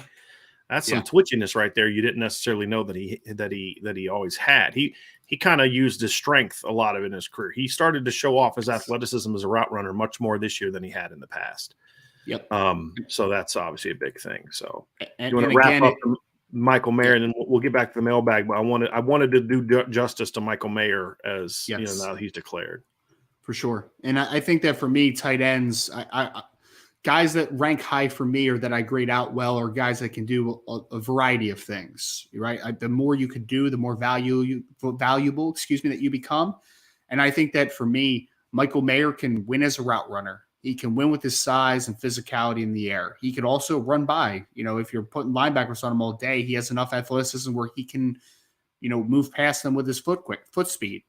So you win multiple ways in the air, and you combine with the fact that he is continuing to develop and getting better as a blocker. So the more you can do, the more valuable you are. And I think that Michael Mayer has shown glimpses and a lot of flashes to be able to win in multiple ways at the next level. So again, we don't speak in absolutes in the NFL draft world, but you can pencil Michael Mayer in as a first round pick without a doubt. You can write that in pen. Could he go in the top 15 to 20? I think it's very possible. Yeah, I would like to see it, obviously, for his sake. But I'm not the draft expert you are, so you'd have a better idea of where that is. So, Ryan, anyway, a lot of news today. Obviously, Notre Dame lands Brandyn Hillman. That's a big thing. Michael Mayer headed to the NFL draft. I don't think anybody's surprised by this. I don't think anybody was sitting there thinking like, gee, I wonder if Michael Mayer's going to come back for another season. Honestly, I think if he would have come to Notre Dame staff, I think they would have been like, dude, we love you. We'd love to have you back. But, no. Come Brian, on. we've seen it in this chat, though, man, where people talked about Michael Mayer coming back. It's just like, did they really? I didn't see that. Yeah, it's been said. Yeah, no. Yep. No, I mean, if you care about him and you care about the team, then you want him gone, because the worst thing that could happen is then, he comes back and something happens and he's gets hurt. Exactly. That would be very, very bad. Very, very, very, very bad. So let's Michael Mayer gone to the NFL, ends his career as Notre Dame's all-time leader in catches, receptions, receiving yards, and touchdowns for a tight end. Also set the single-season record in 2021 for catches and receiving yards for a tight end. Set the touchdown record for a tight end this season after tying it last year. He also set the freshman record for tight ends as catches and receiving yards. And this season, he had the second-best single-season mark for tight end and catches and receiving yards, only bested by his own 2021 season. So it just kind of puts into context just how dominant Michael Mayer was in an era where Notre Dame has been really good at tight end in the last, even just the last 15 years. I mean, you just go back to, well, last 15 years will take us back to 2007.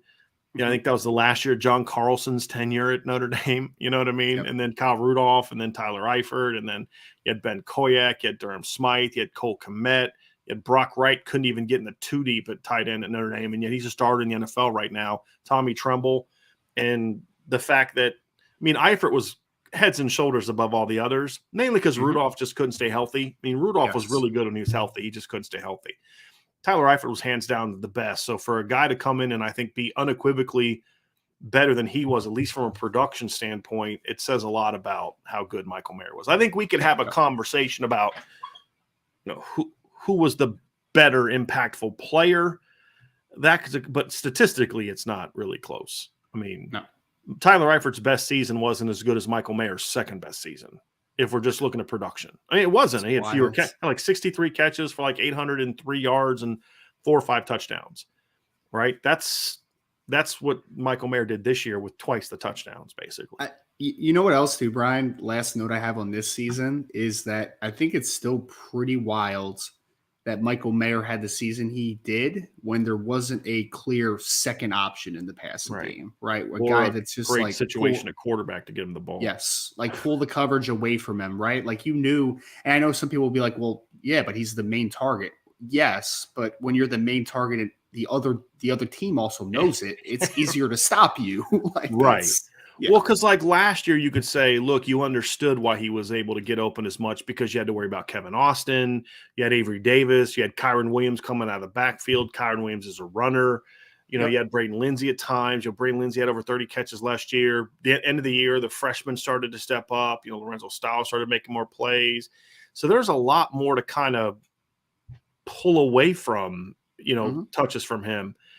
And this year, so you can say, well, okay, it makes sense why his production was better last year, but it wasn't that much different. It was 71 to 67. He only played 12 games last year, too, because he missed the Virginia Tech game. So it was 71 to 67, 840 to 80. What did he have this year? 805 this year? Is that what it ended up being? His receiving numbers ended up being? So. I think it was 67 for 805 is what I thought it was. Let me just pull it up here real quick. It was 809, 67 for 809. 9 touchdowns in a time when, as you said, Ryan, everybody in the stadium knew you have to stop 87 and still couldn't do it. I mean, BYU was clearly trying to stop Michael Mayer and they still couldn't. And, that says a lot about the kind of success he had. Yep. Let's move on to some questions here, Ryan. We did have a lot of questions I wanted to kind of get back to. Sean Green says, just started watching this channel near the end of last season. So just wondering, in the past, have you done shows where the prospect didn't commit? We have not have done that. As far as like if there was an announcement, now sometimes a kid's going to commit during a show we're already doing. We may mention it, but we don't. Yes. Keith Wiegand says, Brian and Ryan, now with Hillman's commitment, how serious is Notre Dame with the kid from Arizona? He's not from Arizona. He's committed to Arizona, or was. He did committed yesterday. He's from Rancho Cucamonga, I believe is how you say that, in California. That is Solomon Davis. Right now, Notre Dame is pushing, but I believe that they trail Oregon at this time, and Oregon got on them a lot quicker. Isn't Rancho Cucamonga a really fun word to say, by the way? It's really fun. As long as I'm saying it right. If I'm saying it wrong, it's a sucky word to say. Okay, good. Then yes, that is really, really cool. Rancho Cucamonga. All right. Donovan Amaro with a good question. And this is a very, very important question, Ryan, that I want you to address. Does he have the instincts that Jeremiah Owusu-Koramoah had? I feel like he just knew where everything was on the field at all times. I mean, Jock definitely did have a kind of a keen sense down, this last couple of years, obviously, right? Like he especially, I remember against the screen game, especially Brian, like he just always seemed to trigger so well and understand where things were kind of developing in front of him. I think that it's an unfair comparison, though, and I think that you would be able to answer this a little better because I didn't see Jock coming out of high school, right? Like instincts or sometimes they're just like innately there, but you can improve instincts. You can as you see the game more and have live bullets. So, I mean, I think that there is a very easy comparison to make between Hillman and Owusu-Koramoah, though, because athletically, I think they're similar. I think they see the game really well. But, I mean, as far as him coming out of high school, I don't know what Jock looked like. I just remember the Jock That was an All-American. That was a Butkus Award winner. That was a second-round NFL draft pick. Like, that's the guy that I remember. But as for Brandyn Hillman, one of the more instinctive players in Notre Dame's class, in my opinion. Like, I think he sees the game incredibly well. So I think there's some easy comparisons to be made at that position if he ends up at Rover to a Jeremiah Wusu-Koramoah. This is an interesting question. Irish Blood said, think it is a bad move going from the Big Ten to ACC. There's more program money in the Big Ten. Leaving now looks like he is running from Rule and Fickle. I don't think that's – first of all, he's a Louisville alum, number one.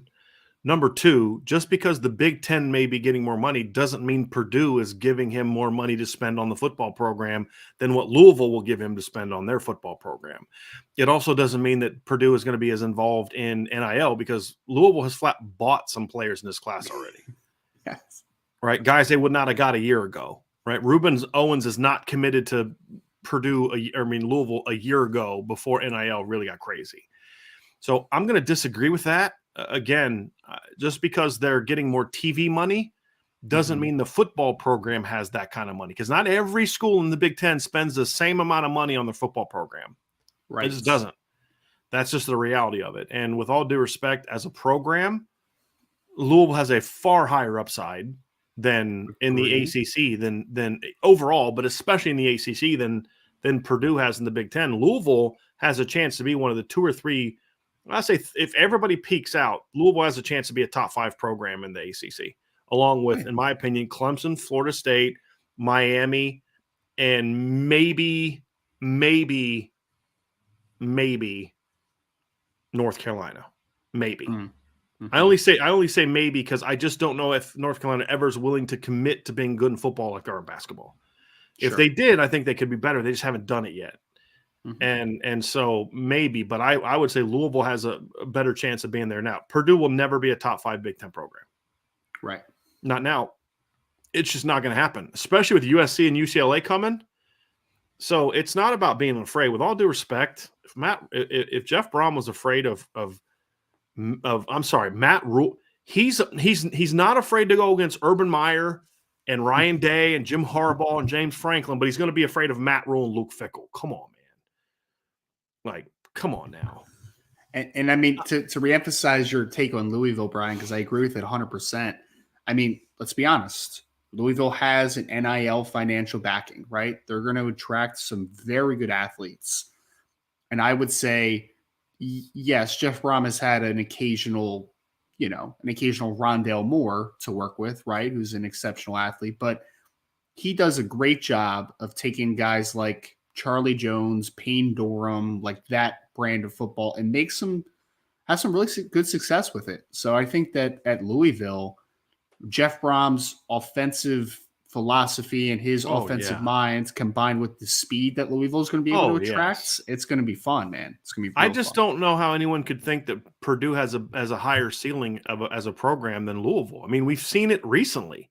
I mean, Charlie Strong was at Louisville when they were in the Big East, and they blasted Florida in was it the Sugar Bowl? Which bowl game was it with Teddy Bridgewater? I believe so. It was Bobby Petrino had some great teams at Louisville. Like Louisville has a high ceiling as a program. We saw Lamar Jackson, and he didn't have a lot of talent around him. Right? I mean, so Purdue's never going to get a kid like Lamar Jackson ever. Well, they got Drew Brees. The dude was in the 90s. Right? Like, and Drew Brees wasn't that kind of prospect when he came out of high school. So I just don't, I'm a little Irish blooded. You're my guy, and you have some great questions. I'm just a little taken back by some of the comments that I'm seeing here as if somehow Louisville is a step down as a program. He's going to make more money. He's going to make more money. There's more resources there for football. And number 3, there's a lot more NIL money there to be had and a lot closer. Look, you can say it's not that far away, but if you're trying to recruit a kid from Florida, there's a big difference between Louisville, Kentucky, and West Lafayette, Indiana. Real big difference. Yes. You know, what's surprising about Purdue or Louisville is how bad their basketball team is right now. Have you seen how bad? Like, they're awful. Like, because they went through all that, got in all that trouble, and it's they're fired their coach and all this other kind of stuff, and man, they are awful. But you don't expect that from a team that won a national championship less than a decade ago. I think they've finally gotten a win. No, they're 0-8. Still 0-8. 0-8? 0-8. Yeah. That's They were like wild. 0-5 last I saw. But yeah, and here's the thing. They're not even losing like good teams. They've lost to Bellarmine. They lost to Wright State, App State, Arkansas. Texas Tech beat them by 32. Cincinnati beat them by 19. Maryland beat them by 25. And Miami just beat them by 17. So like they're So they're bad. They're like bad. Yeah. Huh. And Florida State's playing. So it's been a weird year in the ACC. Very weird year in the ACC. So who knows, man. But anyway, I think this move makes a lot of sense for Jeff Brom, especially with. I mean, you also have to be. You can say, "Oh, he's running away," but you also have to be realistic and say he's also being smart. You're never going to be right now. You're never going to be Ohio State. You're never going to be not beat B, meaning B, the prestige and all that stuff, the push that you're going to get from the league. You're never going to be where Ohio State is. You're never going to be where Michigan is. You're never going to be where Penn State is. At best, you could be fourth. At best, and even then, I think you'd still probably see teams like Wisconsin, teams like Michigan State get a push before them. Now you're bringing USC and UCLA in the mix. Your ceiling is just way lower in the Big Ten, in my opinion. Yeah. And also, you can't dismiss the fact that it's easier to take a middle-of-the-road ACC team and rise them to the top than it is a Big Ten team. That's just a reality of it, too. So I think the move makes sense for Jeff Brom. Makes a lot of sense. I think you nailed it, Ryan. His system will be able to recruit so many more athletes to it than what he could at Purdue. I mean, we saw what he did with Rondell Moore and David Bell, right? David Bell's Charlie Jones. Yeah, Charlie Jones, who was a afterthought as a pass catcher for Iowa, and then he comes and he has 110 catches this year, and he's going to the Senior Bowl.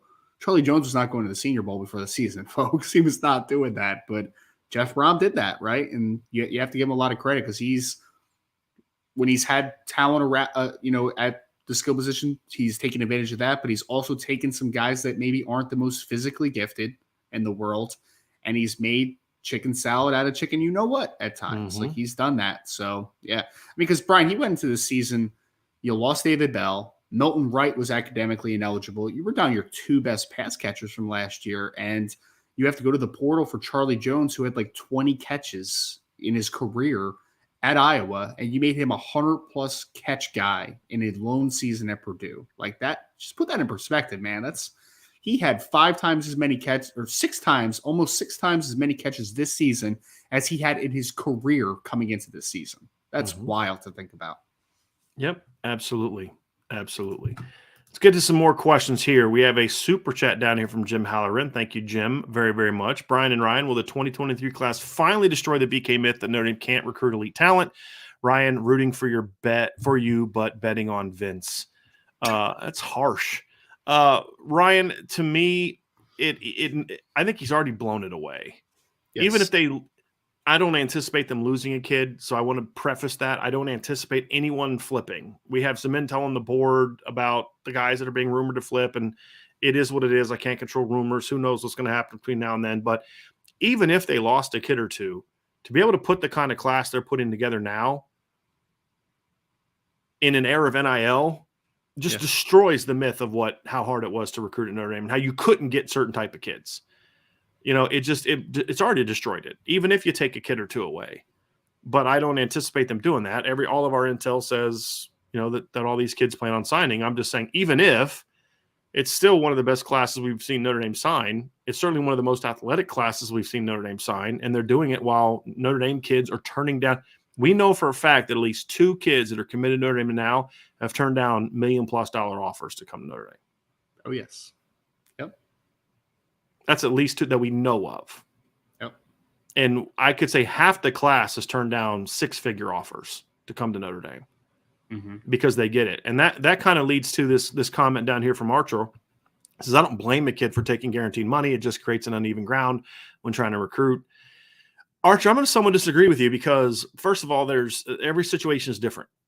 If you're a kid whose mom is about to get evicted from her home and a school's offering you $1 million, bro, you got to take it.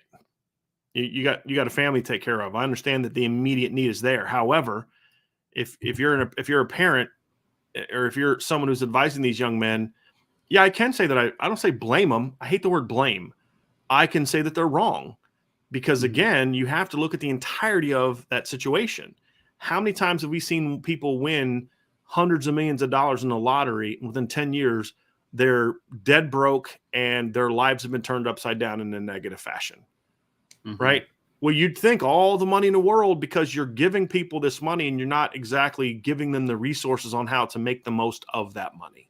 Education. That's what we're talking about. And I'm to education just because, like, I've always felt like if the NCAA was serious, like, especially for basketball, you take these kids, the NBA has created a scenario in which you have to take these kids. These kids, for the most part, have no choice but to go to college. They could go to the G League or go overseas. But a lot of these kids, the best place for them to go is to go play for a Mike Krzyzewski before he left, or a Bill Self, or a Jim Boeheim, or a coach that will teach them, give them exposure, all those type of things. But they're only going to be here for a year, so why not allow schools to institute athletic only geared tracks, right? Where if you know a kid's only going to be here for a year, you say, hey, look, here's what we're going to do. We have a track for you. It's classes that every student can take, but it's a track for an athlete that's a basketball athlete who's only going to be here for a year. That's built on economics class, a couple foundational econ classes. That has a business ethics classes, classes that are geared towards marketing and branding and things like that, like, for example, the Notre Dame could have, right? So let's say a booster kind of came up with an NIL deal where, you could say, hey, look, we're going to put this deal together, right? And this deal is going to allow Notre Dame to go out there and have a chance to land Trey Johnson, who's the number one player in the 2024 class. We're going to give this huge deal. Under Armour's going to give them some money. And here's what we're going to do. So how the final thing is, though, is you're going to make them go to class. This other school's not. Well, Notre Dame's pitch should be, yeah, you're going to have to go to class. But here's this track that we've created for kids just like you that's going to help you be prepared to take the money you're getting now and the even greater money you're going to get next year as a top 10 in an NBA draft pick, and be able to be prepared to not only to take that $5 million, and then the $20 million you're going to get as a draft pick or whatever. And here's how we're going to help you build a brand, a business model that's around you that allows you to take that money and turn it into more and more and more and more and more, to where you now have something that is going to last you your lifetime, as opposed to how many times we heard stories about NFL players and NBA players that had Antoine Walker signs $100 million contract with the Celtics, and by the time he's 40, he's broke. Allen Iverson, right? as well. Yeah. Allen Iverson's. I mean, we see it over and over and over and over again. Bernie Kosar is one of those stories. We've heard his situation, right? Because some of these kids are not given the resources and the tools and the support system to, especially now where everything costs so much more than it used to. Like, there's certain cars you may want to buy. They're going to cost twice as much as they cost 3 years ago. Houses now, our house, for example, is almost twice as much now. The value of it, I use that loosely, is twice as much as it was when we bought it in 2016. Right? It's like my wife was like, hey, do you think we should sell the house? And I said, no, because the house we would buy is also going to be twice as much as it was, because she's thinking upgrade, and I'm like, no, because the house we would have bought is going to be twice as much as it was, 6 years ago as well. And so that's why, a place like Notre Dame still does value to a kid. Yeah, get you may only get $400,000, $500,000 in Notre Dame compared to $3-4 million somewhere else. But I promise you're going to have a much better opportunity to turn that $500,000 into more in 10 years than what the kid from $3 million is going to have, who's going to have it all spent before he's done with college. And then we don't know if he's been given the education and the opportunity, whatever the case may be, to go be successful beyond that. And that's the advantage to Notre Dame. So, yeah, I can say kids are short-sighted. Why can't we say that?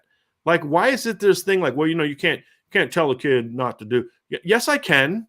I can absolutely say to a kid, dude, you're being short-sighted. And $3 million doesn't go as long now as it did 10 years ago. Doesn't. And you're 18. You have not been given the education you need in the real world education. Forget, your entry-level 101 college classes, to be able to say no to some people. to say no to this person, yes to that person in regard to who's going to be trying to hang on to. You got an uncle that's now jumping in your life. Would that uncle be in your life right now if you were a 3-star kid that was getting offers from App State and Georgia State? No, he wouldn't. You know what I mean? I'm saying hypothetically. No, he wouldn't, because they're trying to get a piece of what you have to offer. But in reality, that's not the best thing for you, because you're whatever million there that the hangers-on are going to take this from, take that from, take this from, and all of a sudden that deal doesn't look nearly as good as opposed to the $200,000 you could got in NIL deals at Notre Dame as a freshman, and maybe even more over the period of time. But you're also being surrounded by people that are going to protect you, help you, give the education you need to turn that $500,000 into $10 million, as opposed to the kid who's going to take the $3 million and turn it into nothing in 3 years. Yep. So, yeah, I can say that. And the fact that we don't have enough people willing to say that is part of the problem, right? And that's not true for every kid. Like I said, there are some situations where if a kid gets that kind of offer with the stuff going on in your family right now, bro, you should probably consider taking this. Let me give you some safeguards, though. Let me help you out a little bit here. Let me try to encourage you here. But, man, you got to take that, because mom is about to get kicked out of her home. And I understand you want to do that, right? I get that. But that's not the case with most kids. Mm-hmm. You know, and people try to act like, well, there's so many. Most of these kids are not like we have this thing where we want to act like every single kid that's a big time player is some poor kid from a broken home who doesn't care about academics, and that is so far from the truth, far from the truth, and it disgusts me that we act like that. So yeah, I can say that. I'll absolutely say that. I'll absolutely tell a kid, hey, you're probably not thinking this through. There are too many kids taking the short term easy path, where the harder path, the long-term goal is going to be much better for them. Because I don't care if you have $3 million when you're 18. How much do you have when you're 40? That's what matters more to me. And who's going to help you be in position to have more when you're 40? That should be the question that these kids are asking themselves. And unfortunately, who's going to tell them to ask that question? Who's encouraging them to ask that question? What system is in place to help them with that? Like we see at the professional levels, where there's all this education and stuff where players are still blowing their money, but at least this professional leagues are trying to say, hey, you might want to think about this. You might want to think about making some smart investments. You might want to think about maybe not, because here's what happens with professional athletes. Hey, I'm making $20 million a year. So I'm living like someone who makes $20 million a year. Well, when you're 35 and you're not making $20 million a year again, you still have the bills of a person that's making $20 million. That's how guys go bankrupt. Because I'm making $20 million a year. I'm going to live like someone who's making $5 a year, take that extra 15, some of it in savings. I'm going to put some of it in this investment over here, some of them in this investment over here. So that way, when I retire at 35, I can still live. It's like someone who's making $5 million a year. I've got all these business ventures that I have that now I can make money for the rest of my life and not have to worry about, sorry, honey, we got to downgrade because I'm not making that kind of money anymore. You know what I'm saying? And so, yeah, I'm totally fine saying that to kids. Absolutely fine saying that to kids. And I'm not afraid to say, dude, you're doing the wrong thing, right? Like I've said this on the show. I think Keon Keeley's making a mistake. I'll support him wherever he goes. I'll root for him wherever he goes. But if he asks my opinion, do you think I'm making a mistake? Absolutely, you're making a mistake. You're being convinced that the short-term path, the easy path, is the one you should take for whatever reason, when in reality, this path over here may be harder, but the benefits for you when you're 40 are going to far outweigh what you think you may be best for you at 18. I don't have a problem saying that. And why? Why are we so afraid to say that? If you're wrong, you're wrong. You're giving your opinion. And if somebody doesn't like it, they don't have to listen to you. Isn't that great? Isn't that cool, Ryan? If somebody doesn't like your opinion, they can just choose to not. Like when somebody says something stupid to me on Twitter, just block. I don't have to listen to you. Just block you. I don't need to be triggered and like, oh my gosh, I can't believe you have the right to say. You can say whatever you want. I just don't have to listen to it. You also have a mute button option on Twitter as well. Bingo. So there's a lot of ways to not see things, right? I mean, bingo. To your point. So yeah, it's crazy. Anyway, Ryan, this is going to be one for you. Bill Simeon with a super chat. Thank you, Ryan, or thank you, Bill. Is Austin Reed a dude? Please discuss. I think he's referring to that quarterback that you were making me aware of. Was he Western Kentucky, Ryan? Western Kentucky. Yeah. So he's got a really cool. Sorry, he's got a really cool backstory. So he was actually at West Florida, which is a Division II team. 2019 national champion, 40 touchdown passes. 2020 gets canceled on the D2 level, so he's not able to play football. 2021 has another nice year for West Florida, ends up transferring to Western Kentucky. So he transfers from a Division II team up to a Group of 5 level, obviously in the Sun Belt of a Western Kentucky, takes over for what Bailey Zappi was doing at Western Kentucky, which led him to being a 4th-round NFL draft pick by the New England Patriots, had one of the better production seasons that we've seen at the quarterback position. Austin Reed had a nice year this year for Western Kentucky. He showed a lot of nice signs. I'll say this, Bill, because we're going to compare him naturally to Bailey Zappi because Bailey Zappi was the year before. Austin is a more talented player than Bailey Zappi, no doubt about it. He's got a more natural arm. He's a really natural thrower of the football. Not an incredibly athletic kid. He's solid. He's a solid athlete, but he's a really nice pocket quarterback, man, that has a lot of talent and a lot of tools to work with. So can he be a dude? I think he can be in the right situation without, disclosing. I have heard that Austin Reed, I anticipate to end up somewhere in the SEC from everything that I'm hearing currently. So he's going to not get an opportunity to show if he's a dude or not very shortly here. And I know this question is probably for Notre Dame circumstances. I think that decision of where he's going to end up has kind of already been decided. And I don't think Notre Dame's going to be in the conversation there. Nor would I be overly thrilled about it, to be honest with you. I get real nervous about these guys who come from those systems, right? I do. You know my stance on that. But it's funny, somebody said to me, like, hey, Notre Dame should look at this guy. Have you seen his numbers? He put up crazy numbers this year. And I'm like, yeah, he put up crazy numbers. And I'm like, he did. He threw for 4,247 yards and 36 touchdowns. That's great. Yep. You do know the guy that ran that offense last year threw for 5,967 yards and 62 touchdowns, right? It's like, and only one more game. I'm like, that's why I say is you can't just look at numbers and be like, oh, well, look at those numbers. He's a great player. Well, did you see the numbers Will Rogers put up at Mississippi State the last couple of years? There's no way in heck I'd have that guy as my quarterback. You know what I mean? He threw 4,700 yards last year, 3,700 yards this year, 70 touchdowns in 2 years. System driven. Mm-hmm. Now, I think to your point, Austin Reed has a lot more tools than Will Rogers. Sure. Not my point. It's just like, don't just look at numbers and assume, oh, gee, that guy must be a great quarterback. Because in a lot of systems, mediocre quarterbacks are putting up big numbers. You know what I mean? Like I said, the numbers but it also puts into context just how good Zappi was in Western Kentucky last year. He was unbelievable at Western Kentucky last year. Unbelievable there last year. So he's pretty good. So, but he's more, like you said, he was more even system driven than the other kid. Because I think the other kid does. I've seen a little film. He's got some tools. He's definitely got some tools to work with. It's got one more down here from a couple more super chats. Relly Q. Fellas, hit me with your top 5 recruiters in recent Notre Dame history. Also, how much is the approach to recruiting due to current time with NIL portal versus a new head coach getting his guys with his vision? Well, I would say it's all about the head coach because this class started to get put together before the NIL stuff really exploded. Like the NIL was around last year, and it just really got nuts this year.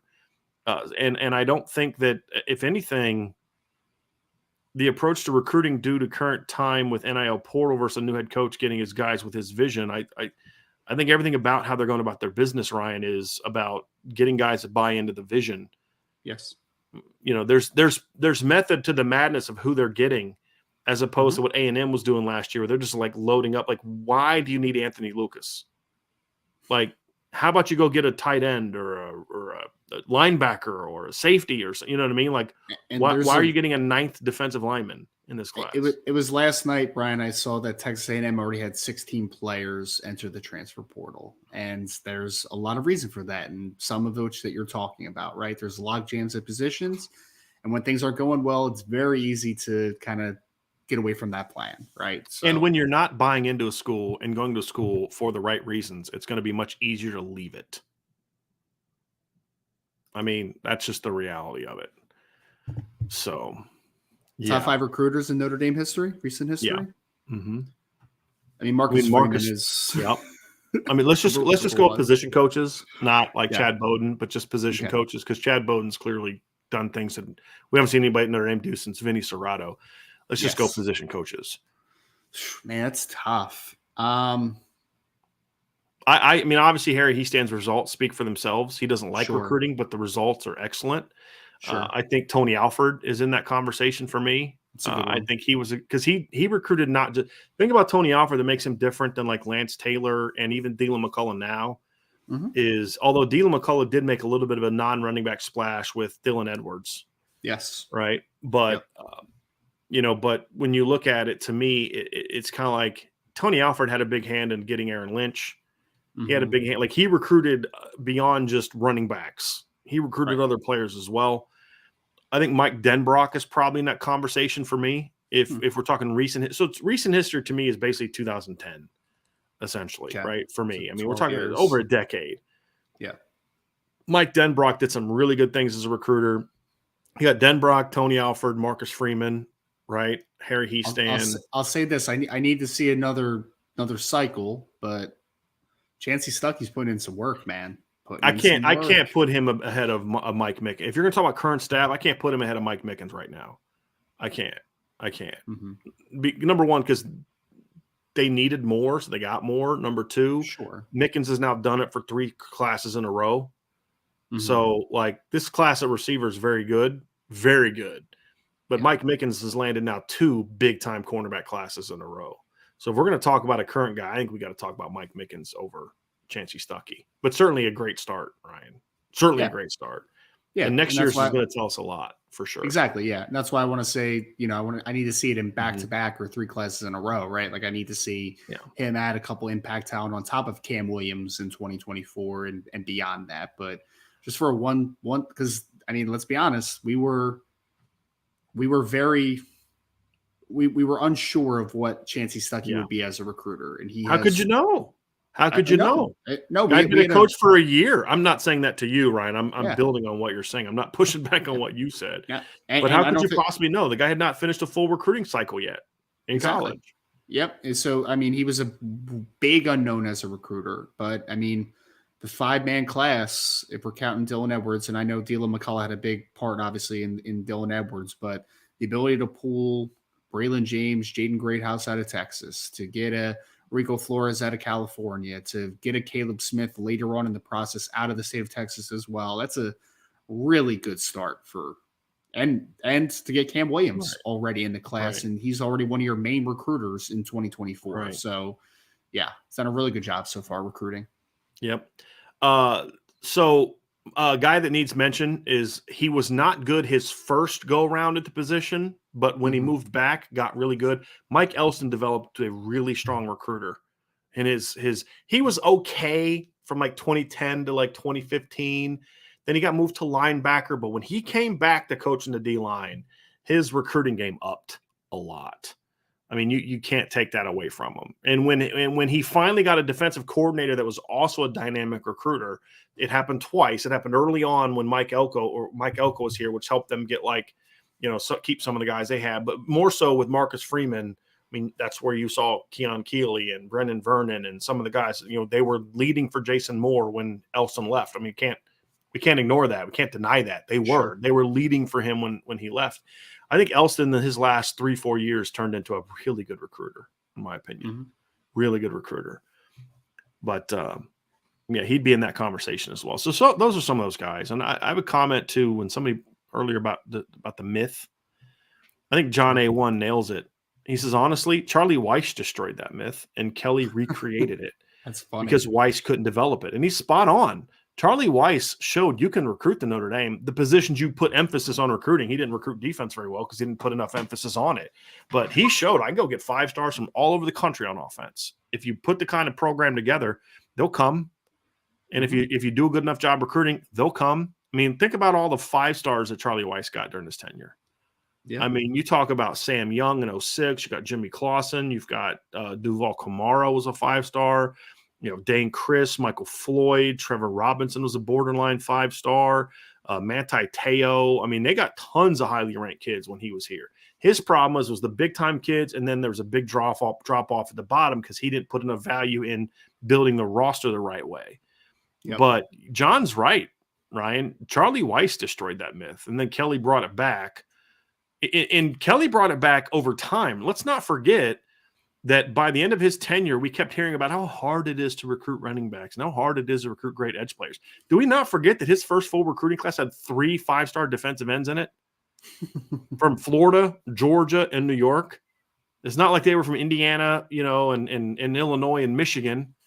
You know what I mean? Like, it was more about the work, not about you couldn't do it. I think John's right. He brought the myth back because it gave him cover. Gave him cover when he didn't achieve the success he thought he was going to have. Yep.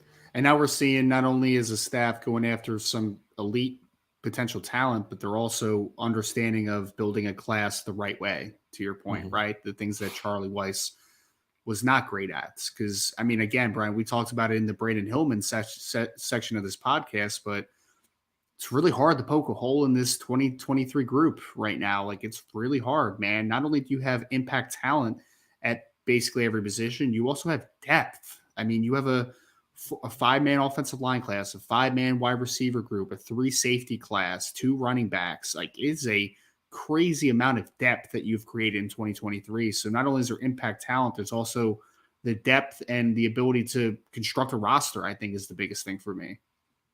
I love the pettiness of this comment from my guy, Nigo Montoya. Coach Winningham made Lincoln Riley wash his truck for him before they left Vegas. Missed a spot, baby. That is beautiful. That is beautiful. And absolutely. I love it. Love it. Not only for the USC shade, but also because Kyle Whittingham's awesome. So yeah, I love he's done a great job there. Yes, B Straw with a super chat. Thank you, my friend. Do you think seeing all these kids entering into the portal make recruits in the future hesitate to make a college choice just for money? Let me tell you something I've learned about highly talented players. Mm-hmm. They have this mentality. The reason these things perpetuate over decades is because it's whether it's, it's like, I had a friend who lost his life when we were in our 20s. And he would do things, and I'm like, bro, you can't keep doing that. He's like, but that's not going to happen to me. Mm-hmm. Right? And it goes into sports. It goes into a lot of things. There's a lot of people that do things, bro, you can't keep doing that. Well, that's not going to happen to me. And you see that all the time. Well, I know that happened to him, but I'm so-and-so. I'm such and such. And they're promising me this. It's not going to happen to me. Right. And unfortunately, that's why this happens. And why I don't think what's going on now is going to necessarily shy kids away from it, because they'll think, well, yeah, but that's him. He ain't me. And honestly, when I was 18, I'd have been the same way.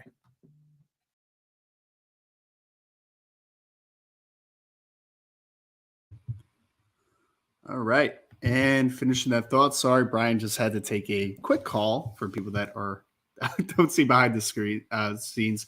But yeah, I mean, I think that there's, for me, and kind of finishing off Brian's thought, right? I think there's a lot of players that continuously make the same mistakes. And that's from like just a human nature perspective, right? But I do think that there is something to be said about the right types of kids will learn from players before them. I do think that. But I agree with Brian for the most part, though, that players do tend to make a lot of the same mistakes, man. Like, that is a unfortunate fact. So we'll see, though. I mean, hopeful that it becomes a little bit better. So let me bring up our next question here. This is from Brent Smith. Ryan, why does 247 composite continue to marginally drop slot of our 2023 classes? For example, Drake Bowen just won the high school Buckus, and his composite dropped from 95.73 to 95.56. I mean, Brent, I think there's a lot of reasons for this, man. I mean, look, we could talk a lot about this, and we have in the past a ton, but I do think there's something to be said about, and I'm going to use Drake Bowen as an example, right? There's no drama around Drake Bowen's recruitment anymore. There's none. Drake Bowen has been committed to the University of Notre Dame for over a year. He's also a linebacker that plays in Indiana, which I also think isn't a flashy thing for him, right? So I think for me, the players that tend to go to the perceived money makers, right? And I know Notre Dame's a money maker, so this isn't perfect, but we know the flashy teams, right? The Alabamas, the Georgias, those teams, those players tend to get pushed up a little bit. They do. And then I also think that there's a bias towards the fact that's, again, he's from the state of Indiana. Can you have a big-time linebacker in the state of Indiana? I think that past has shown that, Jalen Smith came out of Indiana, right? Like there's still some talent that's coming out of the state, although maybe not as regularly as some other states. So I think that it's a combination of things, right? I don't think that there's one pinpoint, but for me, it's the typical flash that some people put too much emphasis on. I think that it's, again, the Drake Bowens of the world that have been committed to classes for a long period of time. They tend to lose a little bit of steam. They don't want to talk. Nobody wants to talk about Drake Bowen from a recruiting process perspective. We know what type of player he is, though, because you watch the film and you understand. You look at the box score and you say 144 tackles, 19 tackles for loss, 5 sacks, over 1,700 yards rushing, 26 touchdowns, All-State, Mr. Indiana, and also the Buckus Award winner for the best linebacker in all of high school football. So I think it's unfortunate. I think it's a flawed system, but I think that's reason for why we are where we are. But it's a great question. Going to move on to Joel Easton. Mailbag question. Gavin McDaniel, brother of Cam McDaniel, just entered the portal from SMU. First, did Notre Dame ever recruit him? I know there's not a lot of room at running back room. Any chance Notre Dame takes a look?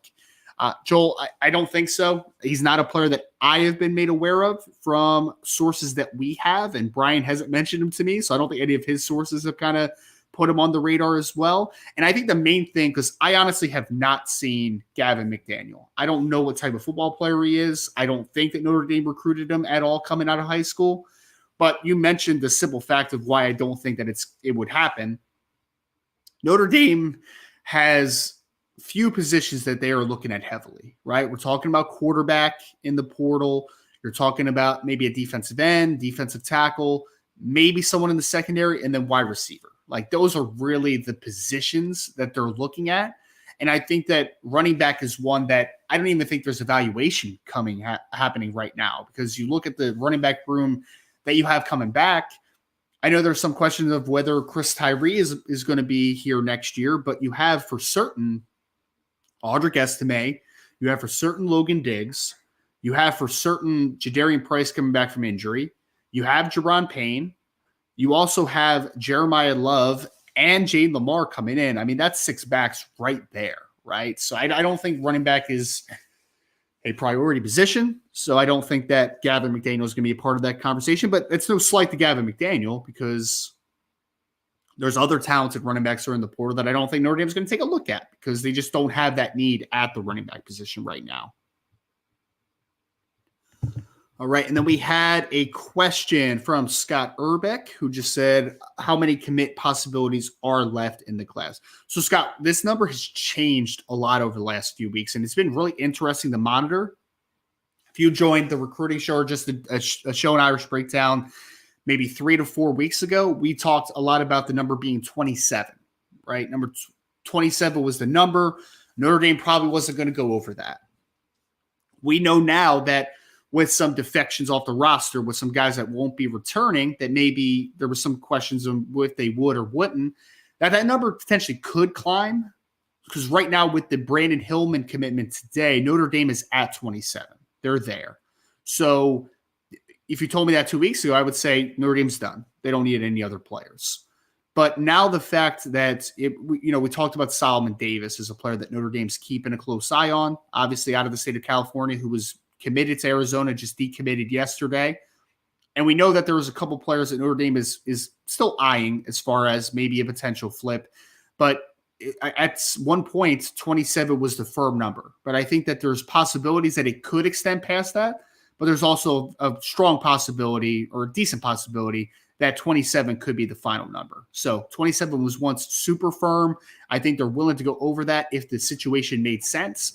But I think 27 is the number still that we're working with, but we'll see if that gets extended with a couple other players that might be interested. Yeah. Sorry about that. Had to take a call. Business call? Yeah, pretty much. Got a super chat here from Ray Panconi, super sticker. Thank you, Ray. And then he had a question that looks like here. In your opinion, what transfer portal QB do you think we have the best chance to commit? Glad my classes are over so I can listen live again. Love the show. Honestly, Ray, right now, it is hard to say because there's just so much money being thrown at these portal quarterbacks. It's really hard to say. They're going to have to find a kid, and I don't know who that kid is. I'm, I don't know who that kid is. They're going to have to find a kid that's willing to honestly, it's like betting on yourself. If Peyton Bowen comes to Notre Dame, it's because Peyton Bowen's betting on himself. Jeremiah Love turning down the offers he got to come to Notre Dame is because he's betting on himself. Jaden Greathouse, Braylon James, all that stuff. They're betting on themselves. And it's the same with these quarterbacks. Hey, we can't offer you $3 million like this other school's offering for a 1-year rental. We can't offer you that, but here's what we can offer. You come here, you're going to get this opportunity, that opportunity, and we give you a better chance of becoming this player that's going to be picked 15th as opposed to 60th, which more than makes up for the $3 million you're going to lose in NIL money. Right. That's what you preach, right? If you're talking to a tight end from a school and it's like, hey, I can't offer you $2 million to go to that school to play there, but you know what you're going to do here? You're going to get you're going to be a first or second round of a draft pick, get this kind of signing bonus because that's what our tight ends do, where that school hasn't produced a day 1 or day 2 draft pick at tight end in X number of years.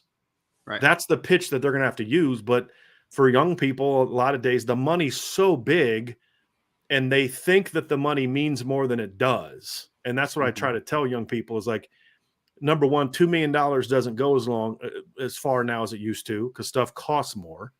Mm-hmm. Number two, you better make sure you understand things like taxes and claims and all this other kind of stuff that even some of the stuff at 40 years old, when I started my own business, there was tax code stuff I had to learn that I didn't know about because I'd never been a business owner. So there's all these type of aspects to it, Ryan, that these kids need to understand, but they don't because they see $5 million, right? Well, bro, you're not going to see $5 million.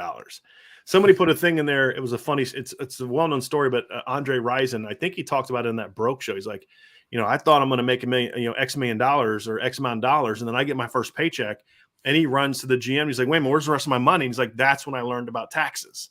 You know what I mean? So it's like, that stuff matters. Right. So like, for example, I bought a home for $190,000 and, somebody one time was asked, like, is it a very big home? And it was a friend of mine from New York. And I'm like, yeah, it's like 2 stories plus a fully finished. He's like, really? And he's like, is it run down? It's like, dude, I live in Indiana. You live in New York City, right? Like this conversation you won't be able to have a concept of how you can buy a home in the suburbs. Ryan, you've seen my house. It's not big, but it's nice. It's comfortable, right? It's 4-bedroom.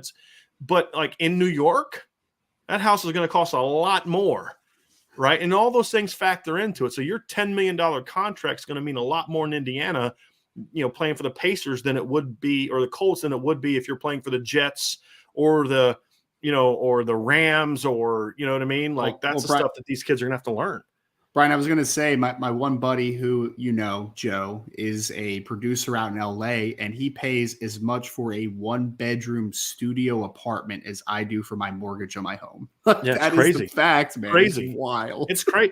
I mean, we lived in Denver, and we would have like just 2-bedroom apartments that cost as much as our mortgage right now does, and we have a fully fenced in backyard, and I mean, you know what I mean, that our dog, and it's the same thing. It's just like, so these kids have to understand that kind of stuff, going to a state where there's no income tax compared to one that has one, and so it's just going to come down to a kid that's willing to say, I care more about than just the money grab. I care about getting a place that's going to develop me on and off the field. Mm-hmm. If I can get both, great. And some of these kids are going to get both. Some of these kids, like if you're a quarterback and Lincoln Riley you say, okay, Caleb Williams just took the money at USC. Yeah, but he's also going to play for a guy that, as much as I dislike him, has developed how many first and second round quarterbacks in the last 10 years? You know what I mean? Like, good string. Yeah. Like if you're someone who's an offensive lineman and let's say Notre Dame was offering NIL money and Notre Dame offered you, $2 million, you're like, not only am I getting $2 million, but I'm going to go get developed by the best offensive line coach in the country. But then the flip side is, do you take that $2 million to go to so-and-so who hasn't produced a first-round draft pick in the offensive line in 20 years, or do you want to go make $100,000 at Notre Dame guaranteed and maybe make more and get developed by a guy that produces top 10 draft picks like it's his like it's nobody's business. You know what I mean? Those are the things more of these kids have to understand. And I think over time that may start to happen with some kids, but more portal kids than high school. I don't think it's going to have a huge impact at high school. With high school kids, they either know it or they don't. But with some of these portal kids, you're going to see some of these guys like Jordan Addison. You got to wonder yourself, where does Jordan? I'm very curious to see where Jordan Addison gets drafted. Very curious. And to see, is it going to be where it's projected now and where it's projected coming out of Pitt? You know what I mean? I mean, I see the mock draft still have him high, but as you and I both know, mock drafts don't mean a whole lot. Well, what if he falls into round 2, right? Like, is that a warning to the next big time receiver that thinks going to another school is going to, you know what I mean? Like, those are the things that are going to take time to figure out. You know, like, how does this happen? How would this impact a kid? You know what I mean, Ryan? And so those things are going to be really fascinating to see. Now, the kid may have always been that low of a draft pick. He may never have been a top 15 guy, right? Hypothetically speaking, but that's where he was projected. Right. And so if he falls and all of a sudden you're like, hey, man, remember this kid who went to such and such and everybody thought this was such a great thing and he wasn't a fit there. Come to find out, he was in a pretty good situation already. Yes. But that's going to take 4 or 5 years to really start having an impact, in my opinion. Yeah, you need examples. Yep. Right. And more than just one. Exactly. Right. Like if it was to happen to Jordan Addison, and I don't want it to happen to Jordan Addison. I have nothing against Jordan Addison. Don't love what he did, but it is what it is. Right. But at the same time, it's like, well, you know, that's the choice you made. But it has to happen more and more and more for it to finally start to have an impact. Right. But if I'm Notre Dame and Ohio State, I'm making sure I'm pointing that out constantly. In Michigan, I'm pointing out constantly. For sure. Okay. Yeah, sure, you can go take the money, but you know. Yep, absolutely. Were you going to say something, Ryan? Oh, no, I was just going to say if it's only one example, then it could just be looked at as an outlier. That's all I was going to add. Right. So, exactly. Yep. Exactly. And is there a counter outlier to that too? Exactly. You know, a kid that stayed or a kid that went somewhere else and saw his reputation boost. And so that's the thing is it's going to take some time for that. And are some positions going to be worse than others? It's not going to be the same across the board. It may be better for quarterbacks than it is receivers. Sure. It may be better for defensive linemen than offensive linemen. We don't know. And that's what's going to be kind of fascinating about it. Yep. So people asking me if I had to step away for that call if it was Keon Keeley. Keon does not have my phone number, so I can assure you it was not Keon Keeley. But if it was Keon Keeley, I would have came back with a lot more excitement than that. I'd have been sitting there like, the whole time. But no, it was anyway, here's one, Ryan. Did you get to you took away all the ones you got to? Yes. Yep. I started them. Yep. So we got that one. I want to see if there's any more super chats we got to get to. With your chest, thank you for the super chat. Preach, Brian. These stereotypes regarding kids and money need to end. And you're right that the easy road isn't always the right one. And the hard road's not always the right one. Right? Also it is different for every kid. It's just by and large, it's the road that is like Michael Johnson said, the 4 for 40 is real. Yeah, it definitely is. For sure, Michael. He nails it because the easy path is not always the right path, and the hard path is not always the right path. It's the right path is the right path. I think more often than not, it's not so much about hard or it's about it's harder to get all the tools you need. It's more work, and that's what makes it harder. And I think more often than not, that's usually the best path, especially for a young person. But it's not always the case, and every circumstance is different, as we've said. That's why I love that this staff is so openly welcomed alumni back, right? Yeah. To kind of talk to the players because they lived it, man. Like not all these alumni that are now really successful businessmen and play in the NFL or didn't, like not a lot of some of them didn't come from the best backgrounds, right? Not the best environments, not the best settings, and yet they're making the most of it. I mean, I remember when we had Bertrand Berry on and Oscar McBride, and they speak to the 4 for 40 now as adults that have not been around South Bend for some time now, and they still talk about the impact and the group chats are still a part and the alumni program and all that type of stuff, right? So I think that the people that have been through it understand the major impact, and that's why I like that they give those guys so much opportunity and so much access to some of these recruits now, which is great. Absolutely. Super chat here from Charlie Weiss's last belt loop. Brian, currently at the airport flying across the country to see my dad. Travel safe, buddy. But I wanted to ask, how did you and Vince connect to do a show and start IB? Well, I met Vince, and we're not even sure how exactly we met, but basically we met at Notre Dame football games. Vince was working for doing like I think radio, and we just connected. We just talked, and I don't necessarily get along with a lot of the people in the Notre Dame beat. Like I got along with Luce Emoji and Tim Priester and all that, but there were some other people that weren't very welcoming when I joined and whatever.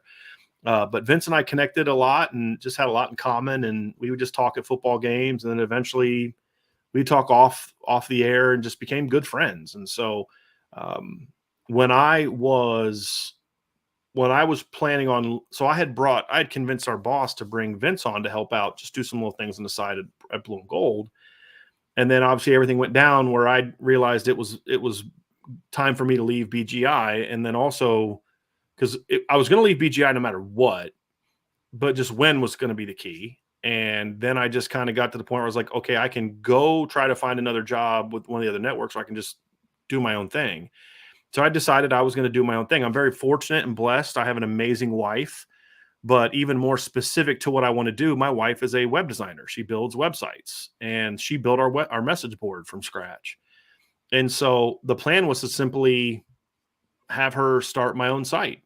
And so we were in the process of doing that. And then I got in contact with someone from the SI Maven, from Maven, and they were talking about launching what is now the Fan Nation Network. And so I got in on the sort of the ground floor of that and had some negotiations with them. And when I got out of my non-compete with my boss, and that's what people say, well, you can leave your job and there's no consequence. No, there's not. I had to negotiate out of a non-compete. I had to give up money to get out of a non-compete, right? So I could go start my own thing. And he didn't know at the time that I already had something else lined up because it wasn't his business. He didn't ask. And so I left BGI, and a week later I started Irish Maven. I hated that name. And so my wife actually came up with the name for Irish Breakdown, and that was the name for our podcast, because we were going to launch a podcast that was independent of the Irish Maven stuff. Well, eventually I said, hey, I want to make the name of the website Irish Breakdown. And that's when we went through the rebrand there. But Vince and I had talked all along about, when I leave, I want you to come with me. I want you to be a part of what we're doing, because I don't like doing shows alone. I think it's just better dynamic. There are very few Rush Limbaugh types that can carry a show for 3 hours without anybody else, right? There are very few people that I think can effectively do that. And he, and I'm not one that can, in my opinion. And I don't enjoy it as much either. And I always said, I'm going to do something. I'm do things I enjoy. Right. And so Vince was just a good friend. I trust Vince. He and I have had a lot of conversations about what I was going to do. And he was a good friend. I relied on him. And I think we do good work together. And so it just made sense when I was going to leave that I'd want him to come with me. But he was also got an offer to stay at BGI through the full fall season to replace me. And it made a lot of sense for him to do that because I couldn't pay him right away. And so he did that. And then when the season was over with, he told them he was leaving, and we started doing a show together. And so Vince and I had always kind of talked about doing the podcast part together. The website was a different deal. Vince, it's not really his thing. But it just came out of friendship, honestly. And we share a lot of the same values in life, and politically and religiously, and just little things like we both don't drink. It's not a big deal, but it's just another thing that we had in common. And I've told Vince a lot of personal visions that I had about the business, and not once has anyone ever said, "Hey, I heard you're doing this or this or this," because I know he's trustworthy. And so that was really it. I had a vision, and I wanted someone to kind of come along with me that I thought would bring value. And Vince did a lot of the, because I'm putting out content, and Vince is doing a lot of the digging on how it works to, do this platform, and doing research on how to monetize YouTube. So he was invaluable in those areas.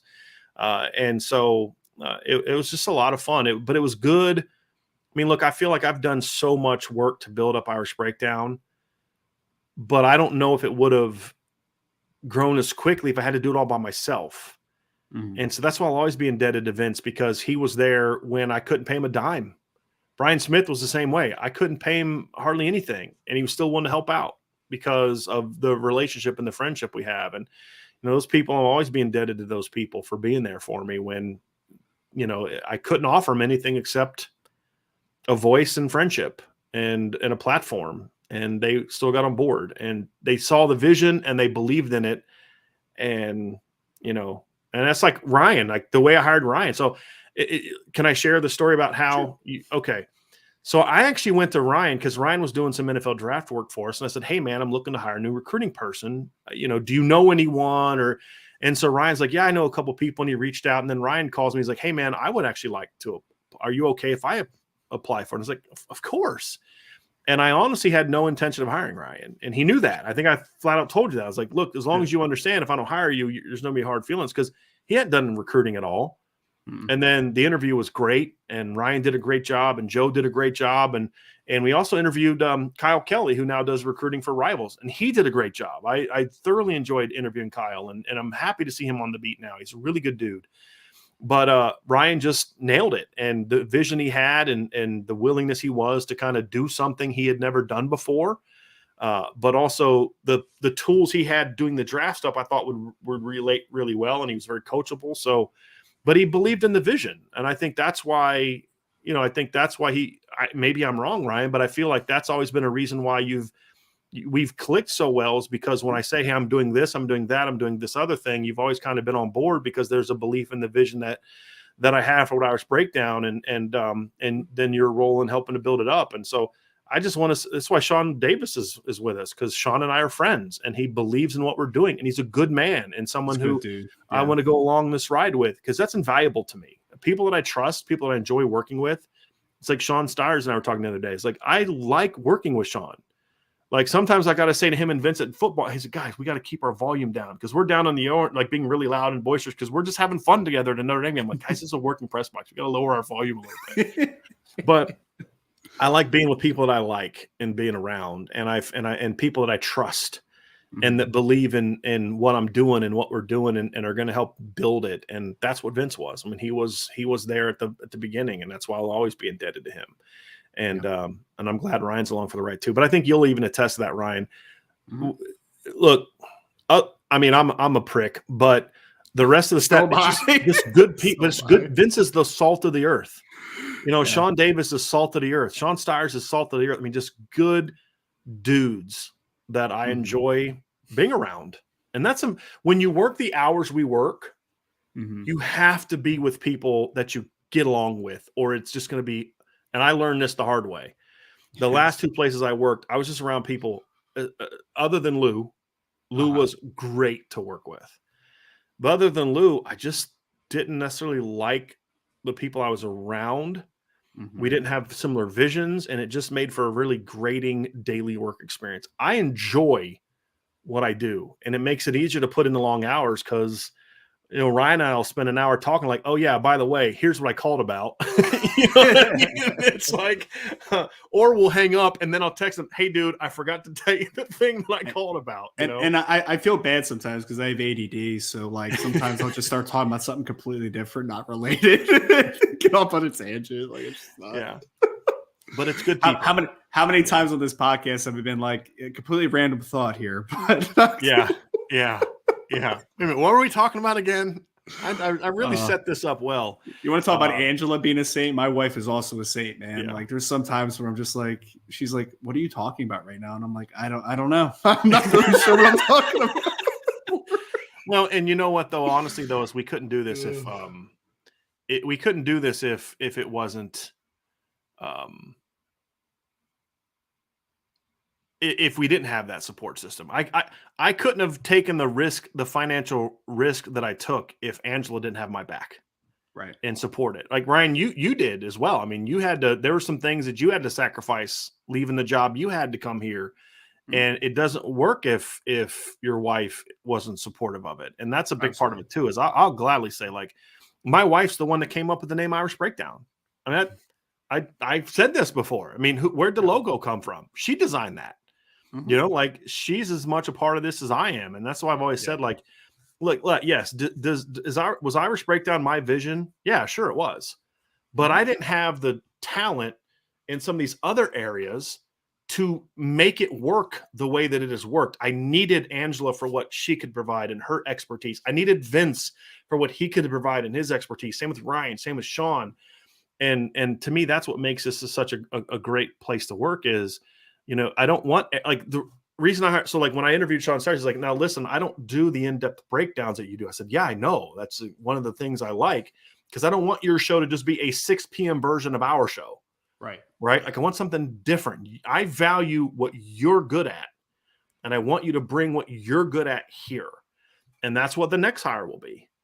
And so, but yeah, I mean, Angela's been a huge part of this. I feel like if you're going to be successful, you have to have a vision. You have to believe in it. You have to be willing to sacrifice for it. But you also need to know the people that are there to have your back. I never needed to do it, but I would have known that if I needed a financial push, I would have been able to call my parents and they would have helped out. I never needed it. I've never taken out a loan or anything like that. But you're more willing to take those risks when you know if I get into a bad spot, I know that I have people that I can rely on.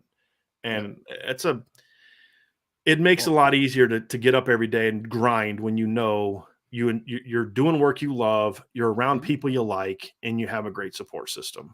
Well, Brian, I would even say, just to add, like when you offered me the job, I mean, it was a no-brainer for me, right? Like it didn't even counter offer. I know. I was like, yes. Like I'll say yes right now. Right. But, let me finish the offer, please? I'd like to get it all out, please. But I had to talk to my wife, obviously. And I remember I brought it up to her, and, there's just some risk involved. Sure. There's always a little bit of risk, right? My wife's just like, why are you asking me this? Like, you're going to take it, right? And I'm like, yeah, babe, I am. Thank you for your support. Like it really does go a long way, man. People kind of underestimate that sometimes, but the support system just means so much. And that's why I also like covering the recruits if Notre Dame goes after, right? Because I mean, I've just been blessed to be able to talk to such great parents, and such great support systems that some of these kids have. It's wonderful to kind of get to know some of these people. Because you just realize how many just really, like Jeremiah Love, you see the football talent, right? Yes. But then you talk to him as a kid and you're like, this is a really unique kid. Like this is a really sharp kid, like interests and talents that you're like, you wouldn't know that watching football field, right? Right. I mean, for people that don't know the background of Jeremiah Love, like he wants to do something in the science field so he can just kind of be by himself in a lab. Like, yes. and he loves like anime, and it's unique, man. It is really unique. These kids have, like, Everett Golson was a really good pianist. You know what I mean? Like who knew? There's so many of these kids you just get to know. You're like, man, what a great kid. What a great family. Like there's kids who have transferred away from Notre Dame who I still talk to their dads constantly. Kids whose, parents whose kids played in Notre Dame, they're in the NFL and they've been gone for several years. And we talk constantly.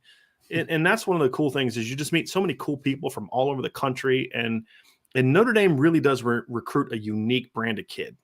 Yes. And even some that don't end up here. Keon Keeley's an example. Keon's a really good kid. Yes. And that's why I'll pull for him wherever he goes. Like, I mean, he's just a good kid. And he's a different type of kid. He's not your typical 5-star kid that's just a big prick and, thinks he's this and goes and commits with a Chucky doll and is, you know what I mean? Like, he's just a good kid. Yes. And that's one of the joys of doing this. Now, it's a grind because you're on the phone constantly. But it does make it fun. It just does make it fun. So anyway, Charlie, thanks for that question. I do. Gregory Gilbert says, hopefully you trust me and give me a job. I appreciate the super chat, Gregory. Very, very, very much. Very, very much. Irish in Ohio says, I'm glad everything has worked out for IB. I absolutely love this podcast, especially during the off season. Keeps me sane. Yeah, well, it makes me go insane sometimes, but yes, I'm glad it helps you out. Absolutely. As Michael Johnson, I agree. I'm a retired Navy air crew, and being stuck in an airplane for 12 hours, you have to have friends or it's a long flight. I can only imagine. I don't like being on a flight for 2 hours, much less 12. Ugh. But Michael, in all seriousness, buddy, thank you so much for your service. And Michael's one of the OGs on the show. Michael's been around for a long time on the show. We're glad to have you. And truly, truly thank you for your service, especially on a day like today, December 7th. It's the anniversary of the Pearl Harbor attack. It's a very somber day. and yeah, we appreciate you, buddy. We appreciate you. Tom Frawley with a super chat. Thank you, Tom. I'm delighted to learn how IB started. The proof positive why I love your work, guys. You make me a better Notre Dame fan, and I've been a fan since 1971. I appreciate that, Tom. Means the world. Means the world.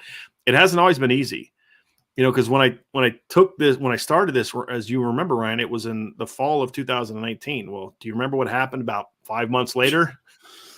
The world stopped. There was no sports. Well, I'm covering sports, and there's no sports to cover. So that was a weird time covering sports, man. It was.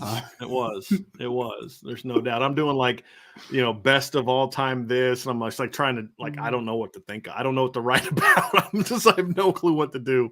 But it was a fun time, and to see this community grow as it has just been so fun.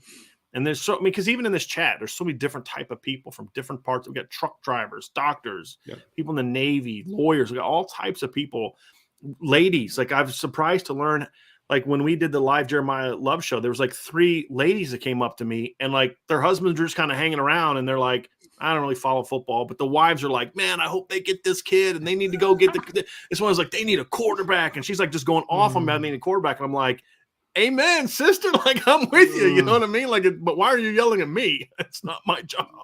That's why. But it's just a great group of people, and then to see how all the people showed up at Jeremiah's commitment, these are all people that from all over the country that just have one love, one passion. That's people say, why don't you talk about politics? Why don't you talk about culture? Because those things are divisive. Mm-hmm. This is something that unites us. Our love of football. And we got Antoine Johnson, who's a Michigan fan in here. We got Archer, who's an Ohio State fan, right? We got Roger Dodger from USC. Ladarius. Great contributions leading up to it. Ladarius is an Alabama fan. But we all have a love. We love college football. And most people in this chat love Notre Dame. And so why would I focus on things that can be divisive when there's so much that unifies us? And that's why we talk about what we talk about. So, yeah. Anyway, so that's that. So let's get to a few more questions before we got to get out of here. I want to, speaking of our resident Ohio State fan, Archer, here's one for you, Ryan. Mm-hmm. If you were Ryan Day, who would you hire as Ohio State's next offensive coordinator? Obviously, Kevin Wilson is leaving to become the head coach at Tulsa. My answer is easy, Ryan. Your next offensive coordinator is on your staff.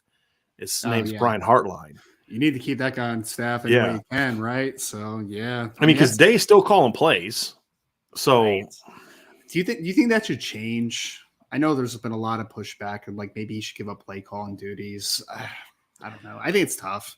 I don't think he should. I think he needs to figure out because I don't think he shouldn't do it until he's ready to do it.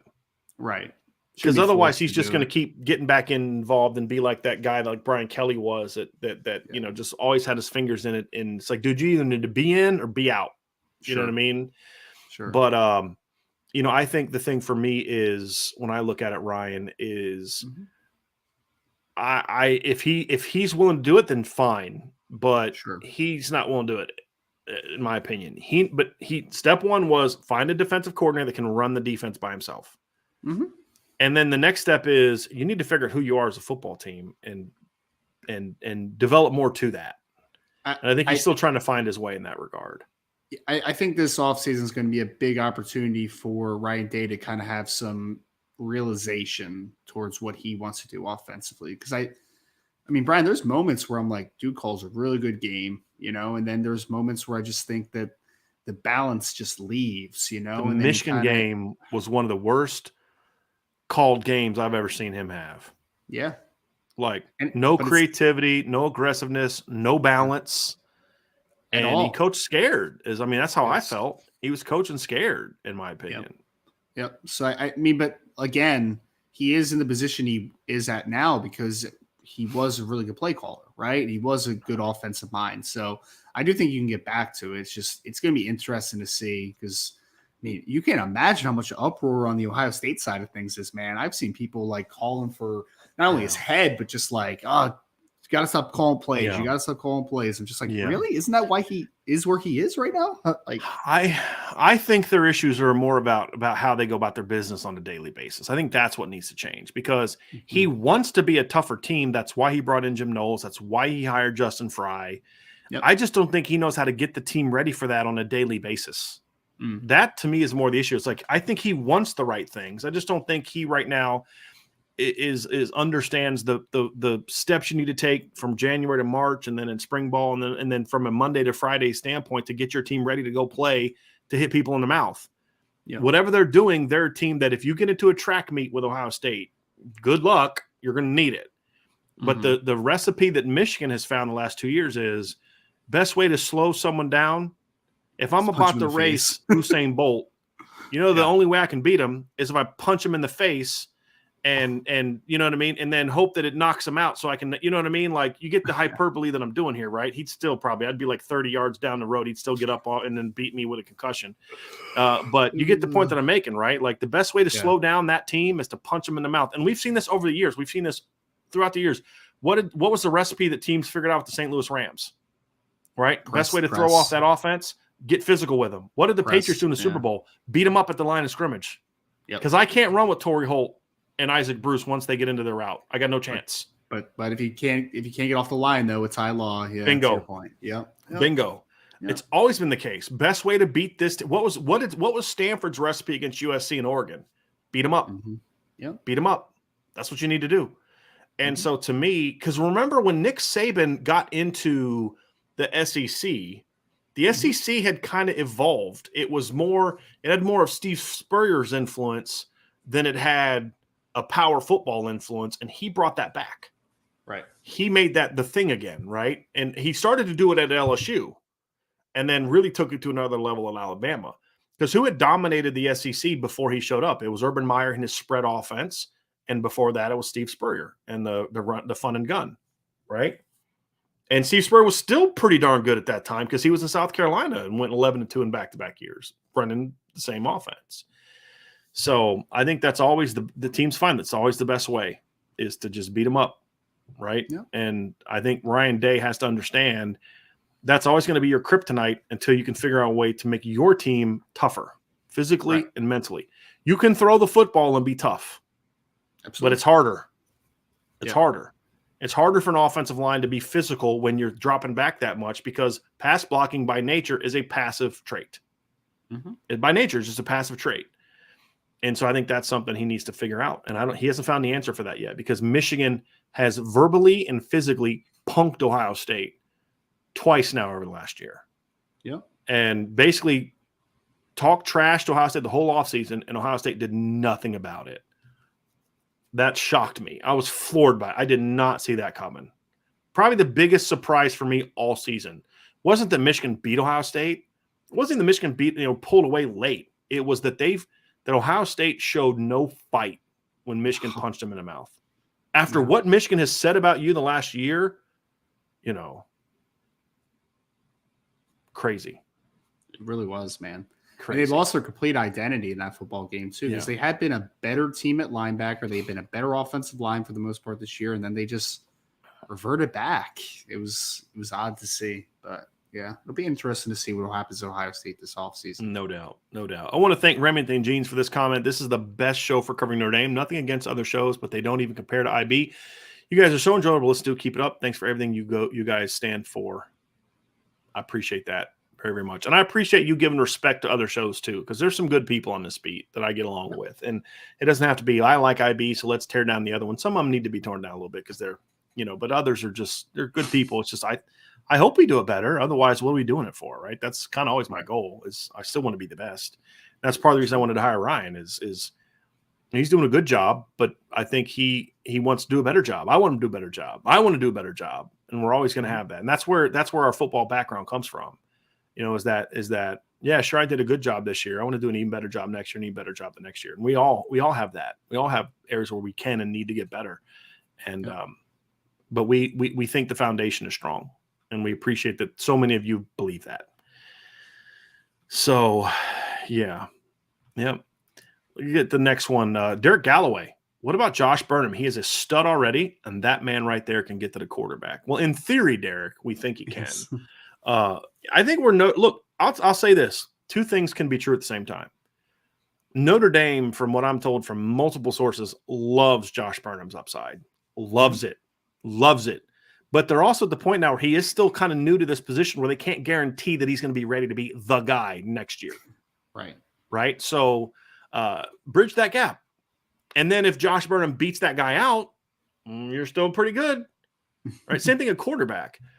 Notre Dame looking for a transfer quarterback does not mean that they've lost faith in Tyler Buchner. It means they understand that we can't guarantee that Tyler's going to A, develop, and B, be healthy. Right. And then the thought is, but if that guy comes and Tyler beats him out, we're great. But they need to recruit somebody that's a dude, and then maybe Tyler can learn, and then maybe his time comes down the road. But you can't just assume a kid's going to pan out that you haven't seen pan out. You give him that opportunity, but you also then recruit high school kids and transfer kids that say, hey, here's what it is. It's simple. You got to widen your margin for error as much as you can with an 85 scholarship limit. That's what it comes down to. If this guy pans out, great. If he doesn't, you can't be screwed. And that's kind of what's happened in Notre Dame in the past is when so-and-so would go down, they were screwed. Other positions, they were okay. You know, and sometimes like they lost this kid, they're screwed, you know, and you can't be there. I will say this though. I did see Joshua Burnham in person during the during the Navy game and Syracuse. Remember? Yes. Pre-game, you and I were talking about it. Oh yes. Yeah. He looks the part, man. So let's hope that it's going to be that. But on paper, I don't disagree, Derek. I mean, he's long, he's explosive, he's talented. It's just about now actualizing that until Saturdays. So, yep. Michael Johnson says, why was the basketball game postponed? That was the women's game. All I was told is health protocols. And I think we all know what that's code for. Yeah. I didn't realize that was still a thing. Anyway, but yes, Josh Burnham is a kid that the staff is very high on. It's just, does the light go on this offseason or next? I think that's the question.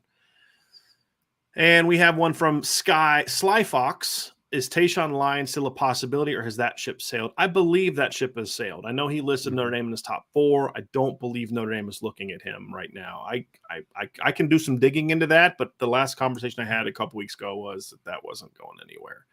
Yeah. But I'll do some digging into that. And if I find out something, you know where I'm going to post it, right? On the message boards. Like somebody was great. Somebody texted me last night and they said, hey, what's the latest? Well, I think it was the Jaden Lamar stuff. And I said, man, if I have an answer to that, I'm going to post it on the premium board. And he was like, sold. And he went signed up. So I was like, cool. That's what it is, man. So, yeah. Connor Nepper with a comment. Connor says, as Brian has been saying, this class is stacked with football players, not just athletes, football players. Go Irish. Freeman is doing what it takes to build a championship roster. I think he's taking the steps there. They're not there yet, right? They're not there. And this is and this leads into this next question from Mike Hoff. He says, the 23 class is unlike any class we can really remember since the early 90s. Brian, can you say this is gap erasing? No, not yet. It's majorly closing the gap, but it's not completely gap erasing. I'll say this. If I could change one thing about this class, there's one change I could make that would make this a gap racing class. That's Keon Keeley. Sure. Because then you literally hit a home run at every position you made. Right. I mean, that's the only thing lacking for me. Big time secondary, big time linebackers, big time O-line, big time receiving core, big time running back room, really good tight end, big time quarterback you're missing, and big time big boys on the D-line. Yeah. You're just missing one thing, an edge, a get after the quarterback, twitchy, dominant edge player. That's literally the only thing this class is missing. And because of where it started from as far as closing the gap, they needed that to erase the gap. From a recruiting standpoint, there's a lot needed on the field to prove that. But from a recruiting standpoint, Keon Keeley was the difference. He was that top 5 overall, twitchy, elite edge rusher that would have changed the game for Notre Dame. That's all they're missing right now, in my opinion. They have a top 100 quarterback, top 100 running back, and the number 2 running back that nobody talks about until Oregon's coming after him, had a monster senior season in Jalen Lamar. 2,000 yards. Yes. Yeah. Elite receiving class, one of the best tight ends in the country, and probably the best tight end in the country for what Notre Dame wanted and needed a tight end, right? Like Deuce Robinson, to me, is the best tight end in the country, but Notre Dame didn't need that type of athlete. Not that they wouldn't have wanted it, but like they needed a Cooper Flanagan type, a guy that can line up and block his butt off. You know what I mean? Yes. Elite offensive line class. Excellent big boys on the D-line, elite linebacker class, elite secondary class. They're missing one thing. and that's that twitchy edge rusher. So if they would have got Keon, Mike, I'd have said, yeah, it's a gap racing class. Right now, it closes the gap in a major way, but not completely. Why? Because the kid that I'm just talking about is going to a school that's ahead of you right now. And if Keon would have gone to Kentucky, then yeah, you're closing the gap a big way on Alabama, but he's probably going to go to Alabama, right? Supposedly is what everybody's saying. I don't know that for a fact. I haven't talked to Keon in a long time, but that's what everybody's reporting. And, so it widens that a little bit there. Yeah. Tommy Guns asks you, Ryan, with the Adams family firing the GM Robinson, if you were to replace him, who would you draft first for Tennessee? So if you're the GM at Tennessee, who do you take first, Michael Mayer or Jackson Smith and Jigba?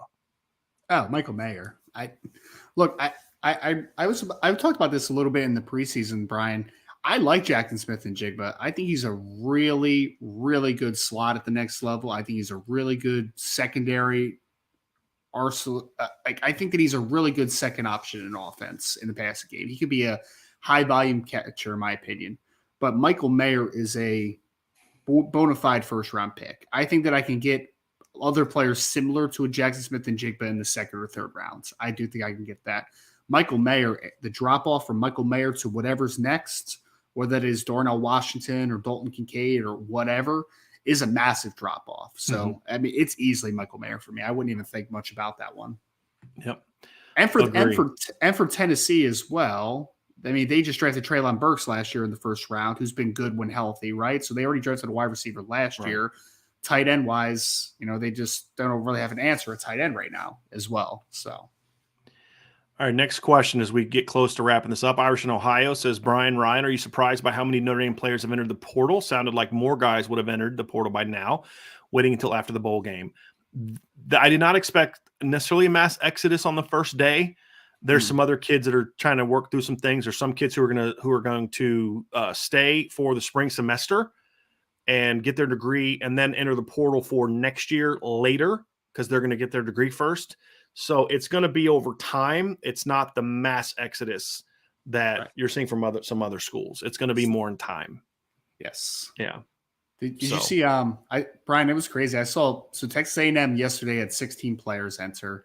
Arkansas had 15. I was like, saw that. That's weird. Yeah. Okay. Alabama's losing starters. Yes. It's wild. It's wild. Yeah. That's not happening in Notre Dame.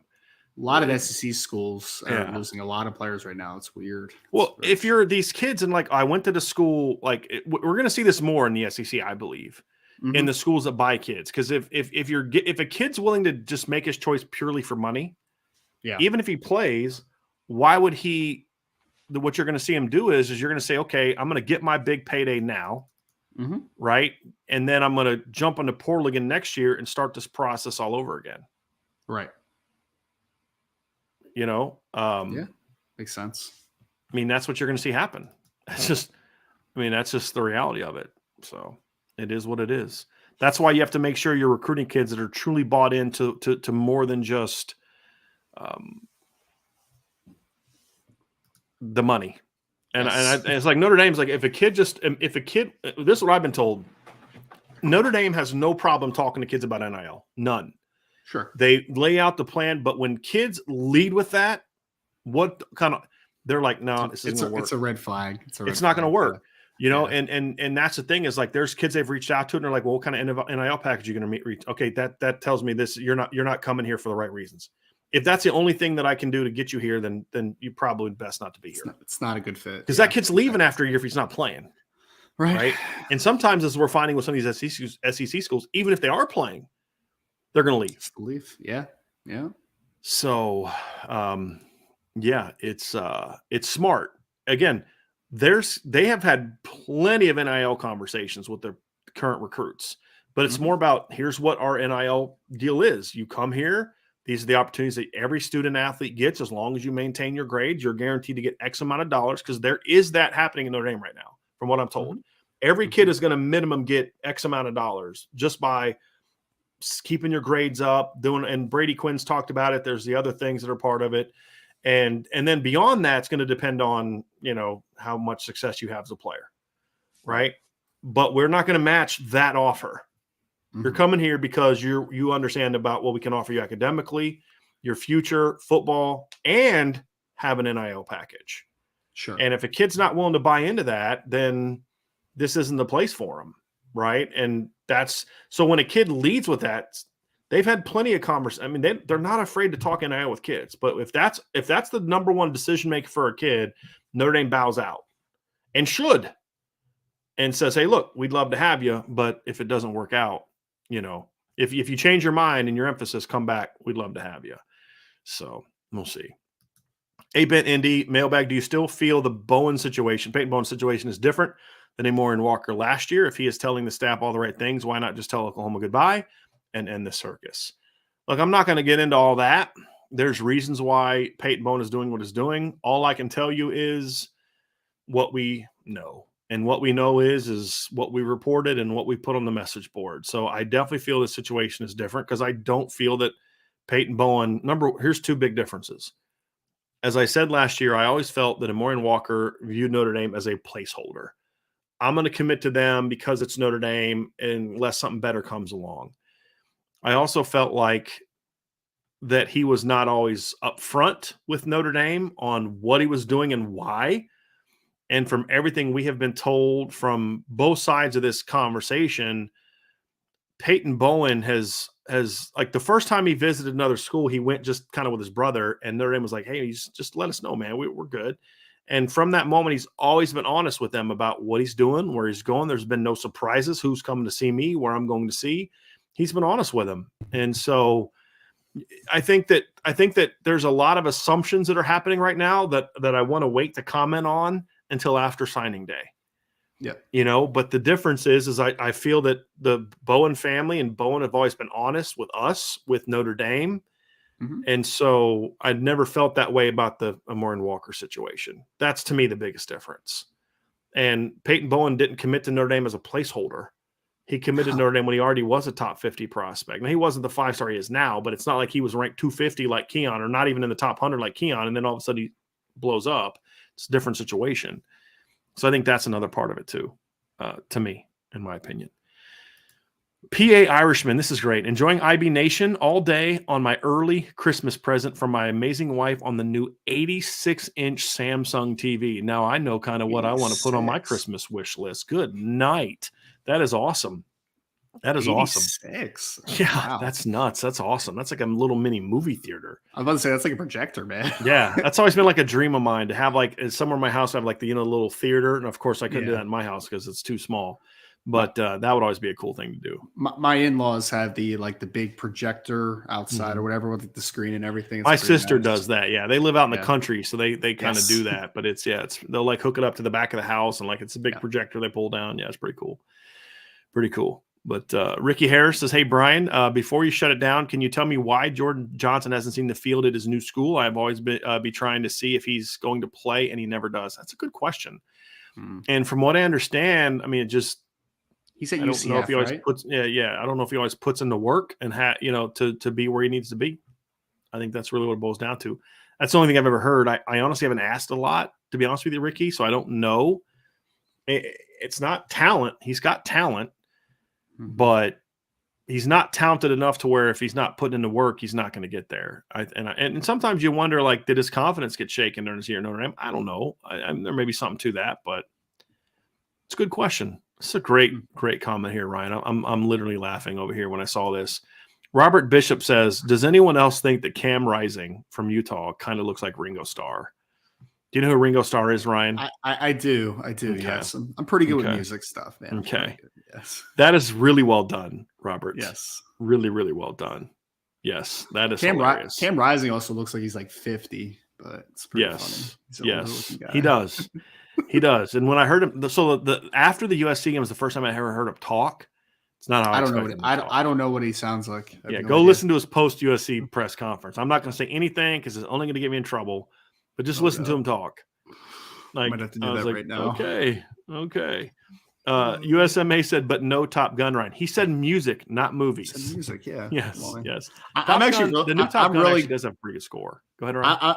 I'm really good with music trivia because my parents are big music buffs. So I'm good with that. I'm really good. Yeah, my parents are. People ask me like why do I listen to hip hop and rap, and And I said, because that's what I grew up on. Like my parents were big into like Motown. I've said this before, like my mom like loved Al Green. My dad had Temptations, so I'm listening to like old 45s on because my parents from when I was younger bought me one of those really cool things where it was like, you had the radio dial, then you had the two recorders, and then you had the 45 on top. So it was pretty awesome. And That's so awesome. I'd do two things. Number one is because you could record the radio. So if you had a song you liked, you had to stand there by your thing and you had to hit record when that song came on. That's how you put your stuff. That's how you put your mixtapes together when I was a kid. So the kids nowadays are just like, they have it so easy. Just go to YouTube and find any song you want. But that's what we had to do. And then all the 45s we listened to, most of it was like Motown stuff and like Al Green and things like that. Like my dad had some Frankie Valli and the Four Seasons stuff, and he liked I think Crosby, Stills, and Nash. That wasn't really my thing. But like, so the Motown stuff as a kid naturally transitions into R&B, which then naturally transitions into some of the hip hop stuff that I liked. And so, but yeah, it's a lot of that's parental influence. You know what I mean, Ryan? Like you just grew up, that was something you did. That's something your family cared and talked about. And it sticks, So. Yeah. I just got sidetracked for a second because I listened to Cam Rising talk. So yeah, it happens. It happens. We're going to hang on after the show's over because I want to hear what you had to say.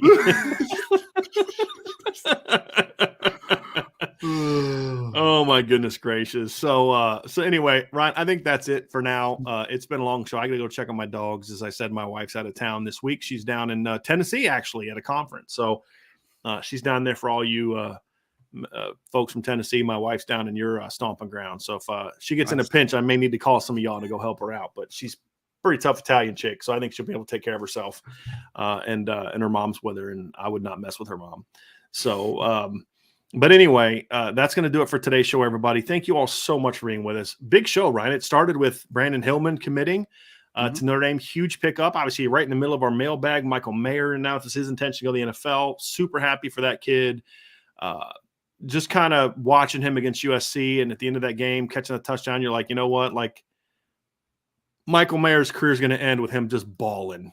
And that was kind of how you wanted it to be. You wanted Michael Mayer's career to end with him just going out there being like, y'all know there's nobody out here that can cover me, right? Like, you do know that, right? And that's pretty much what he did. Now, I don't think Michael Mayer will see it that way because Michael Mayer cares first and foremost about winning, but I care about that. If you're not going to win, I can at least say that. 8 catches for 98 yards and 2 touchdowns to end his career. It's a pretty good way to end his career. And I don't think you have it any other way. So enjoyed watching that kid a ton. I mean, just a ton. And Notre Dame's future at tight end is bright. We'll talk about that. I'll have an article about sort of replace and reload coming up. And, look, there's no one kid that's going to replace Michael Mayer. It's going to be a group. There's 10 other dudes, 10 other positions that are going to help the tight end position replace what Michael Mayer brought to the table because they don't have anyone else on their roster to replace him, and neither does anyone else in college football. So he is unique. So anyway, for Ryan, I'm Brian. Thank you all so much for being with us today and through the last couple of years. And you ask questions like that, right? You start reminiscing and you remember how tough it was at the beginning. You're like, man, we've been through some stuff. You know what I mean? And to see where we are now, man, it's just a blast. We're gonna make another hire in 2023 at some point in time. Don't know who it's gonna be, but we're working on some things. So we're just gonna grow. I promised you all. I haven't said it in a while, but I promised you all that if you help us grow, we will reinvest that money into this company to make it better. Ryan can test that firsthand. The bigger we are, the means the more opportunities we have to make it bigger and even better. And that's what we're going to try to do. So when we have great months, I joke with the guys, when we have great months in revenue, it does not mean the Driscoll Family Vacation Fund gets a big influx. It means IB has a lot more resources now to go out there and make our stuff even better. And that's always our goal. Bigger and better, but not losing sight of who we are. That's the goal. And we appreciate all of you for being with us along for the ride. The Michigan fans, the Notre Dame fans, the USC fans, the Ohio State fans, the Alabama fans, everybody's part of our family. We are a Notre Dame community that has expanded into some others. And you know what? We are one big family that I am so happy to be a part of. So thank you all so much for that. And we'll be back. We have a IB Nation Sports Talk tonight at 6:00 with Sean Stiers. Will be tonight. And so originally Sean wasn't going to have a show tonight or tomorrow because he was going to be doing the women's basketball game, because he is the voice of the Notre Dame women's basketball team, who had a huge win this weekend over UConn, dominated UConn, number 3 UConn this weekend. And so he will be having the show the next 2 days, which is good. And then, of course, we'll be back tomorrow. So we were going to talk stay or go NFL draft stuff today, but I forgot about the Brandyn Hillman thing. So we'll do that tomorrow. Obviously, the Michael Mayer decision is done. We'll talk about other guys that we think should stay or go, and then we'll talk a little bit about, the replace and reload. We'll talk about, what the future of the tight end position is now that Michael Mayer's gone. We'll talk about that, and then the other decisions that players have to make, and any other news that may break between now and then. So have a great rest of your day, everybody. We'll talk to you all again very soon on the Irish Breakdown podcast.